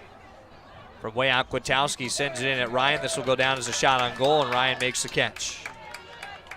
At least you won't be too bored in the final 10. Second shot on goal for Aiken. Credit is the second save for Gina Ryan. Outside with Pittman. That has steam into the corner. Alexis Pittman worked the cross off of it, and it's into the paws of Katie Commons. You can see the increasing physicality as USC Aiken is just having to resort to a lot more hard contact to break up these quick breakaways from the Braves and the speed that they bring out onto the field. Stevenson shouldered up Casey Risch on the far side. Throw coming towards the Pacers. 16-5 the shot advantage for UNC Pembroke. Crowd continues to be lively in the later stages of this match. Pembroke hunting for win number 11. Stacey Scott at the end line with a cross. Alexis Pittman runs into a right-footed shot, blasted it right off of Amanda Raleigh. Raleigh has been the star defensive player throughout most of this match. She's placed herself in front of so many good shots. She's broken up so many crosses. USC Aiken really has a quality player that they can rely on in the coming years. Raleigh, a sophomore, will have another couple years with the Pacers. Goal kick coming. You're going to see that intensity really go up a notch for USC Aiken now. Under 7 minutes. Rochelle trying to settle the ball. He ran it back into Epley. Epley holding on to Rochelle. Rochelle's down for a second. Olsen on the counter. Looking off to her right side. Sees the fresh legs of Amanda Giordano. At the end line, Katie Ryan off the base of the cleats, kept it inside the flag for a throw instead of a corner.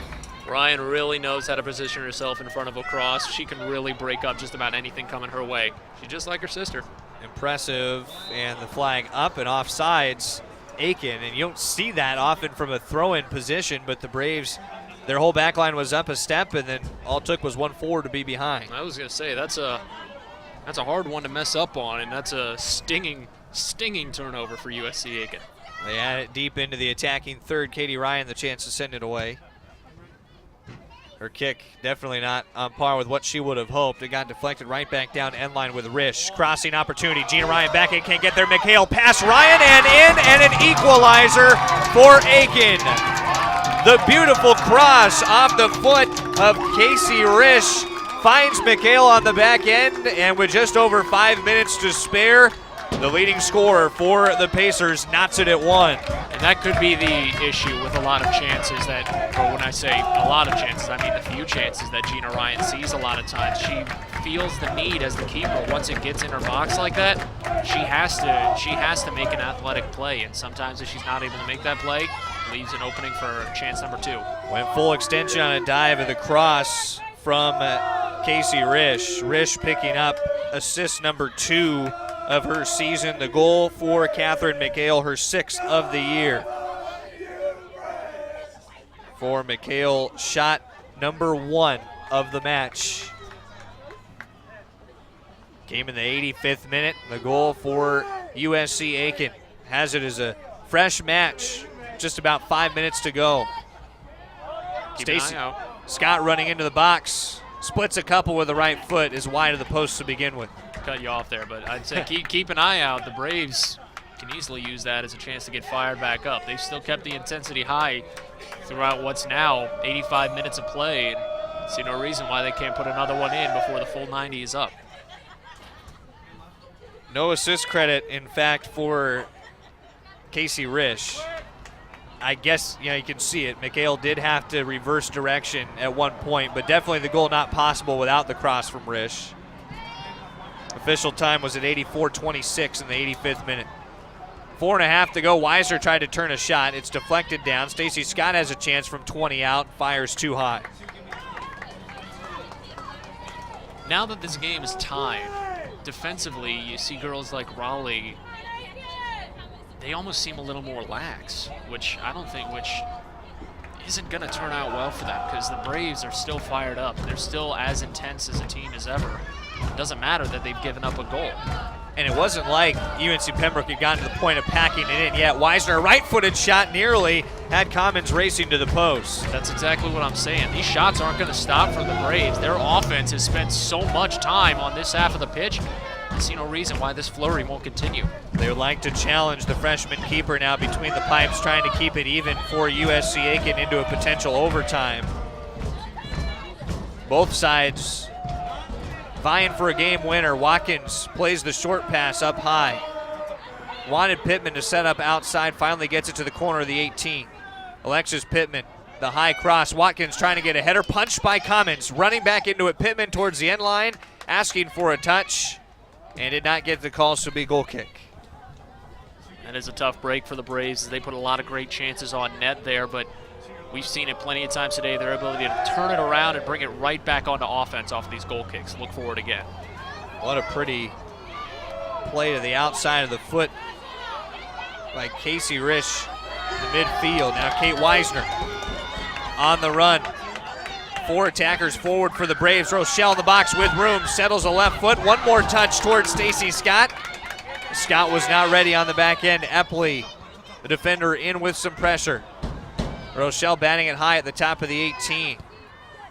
A shot for Ryan from way out, wide of the frame. And it was the right play to try and go for the second cross to try and find Stacy Scott, but it wasn't communicated properly enough. You want to be as subtle as you can, and Epley was reading that very well and keeping the proper defense on Scott and not going up on the ball handler. The senior had a couple game-winning goals last year, potentially saving Aiken from facing a game-winning goal in that spot from Scott. Senecal Guzman, nice reversal around Risch. Guzman wants to carry now. Fires outside, Pittman making sure she's onside first. Racing outside before it's fought off by Caldwell for a throw-in. Under 2 minutes left in regulation. This would be something for the Braves. They have come up with both an 89th and 109th minute goal this year.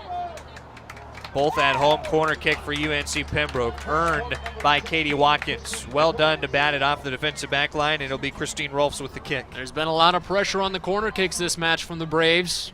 Wouldn't it be something if this were the one to find its way in? With a minute and a half remaining, we are in the 89th minute. Rolfs plays it low. Senecal Guzman trying to foot it in the box. Out it comes towards Haley Stewart. A chance to relax and send it back in. Just pop it to the feet of Watkins with a left foot, looking outside for Wisner. Cuts it with a right foot. Shot deflected. Knocked away by Kwiatkowski. Whistle comes, foul against the Braves. It'll be called for holding on with 60 seconds left in our regulation. What a stutter by Wiseman, though, in the pump fake, but she was the one getting called for that hold. I think she just lost control of it after getting the shot blocked. 22-6, the shot lead for UNC Pembroke, except it is the 85th minute goal that allowed USC Aiken to even up the match. Stacy Scott rolling it outside. The chance to get to it for Sarah Moore. Towards the corner. Braves cut it inside. Wisner at the corner of the 18. Right-footed shot. Backside post put in by Alexis Pittman with only 25 seconds remaining. And the brace for the freshman puts the Braves maybe ahead for good.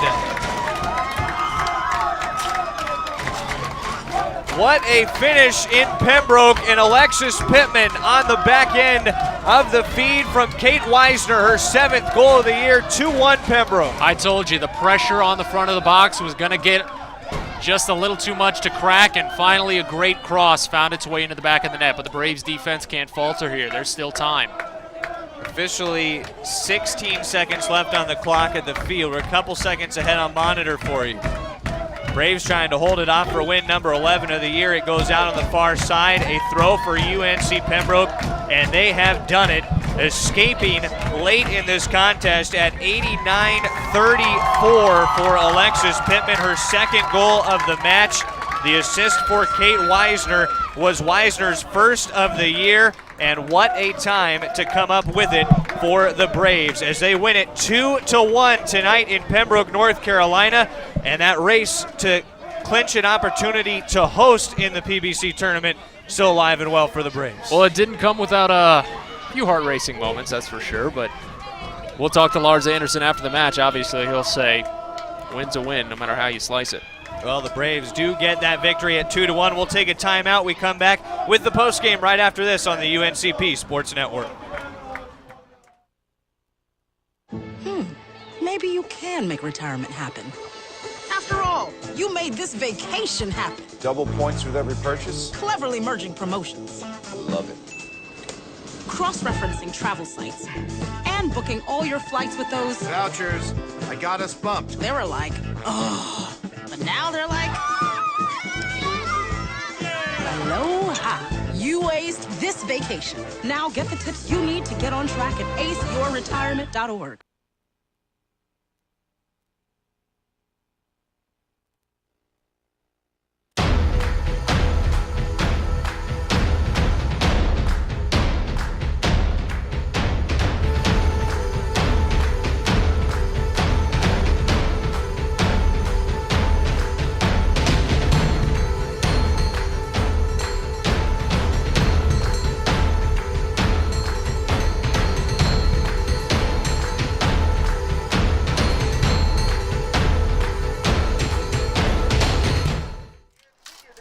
What an impressive showing for UNC Pembroke. The final score tonight, 2-1, not without the late heroics of Alexis Pittman.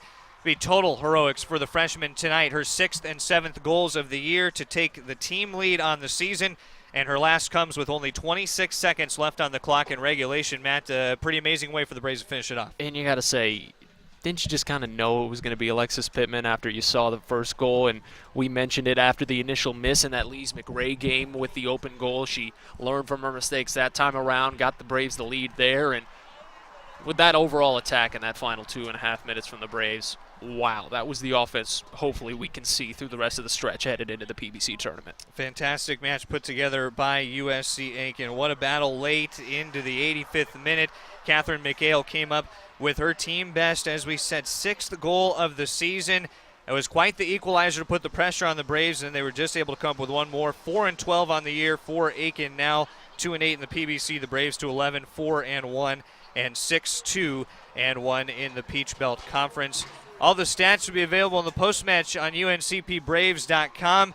A big win for the Braves, and they will head into their final of the regular season on Saturday. For now, USC Aiken is done with its regular season slate of matches. For Matt Sabatis and our producer, Scott Banke, this is Trevor Williams wishing you a pleasant evening from LREMC Stadium, where it's a final 2-1. Braves win it in the closing seconds on the UNCP Sports Network.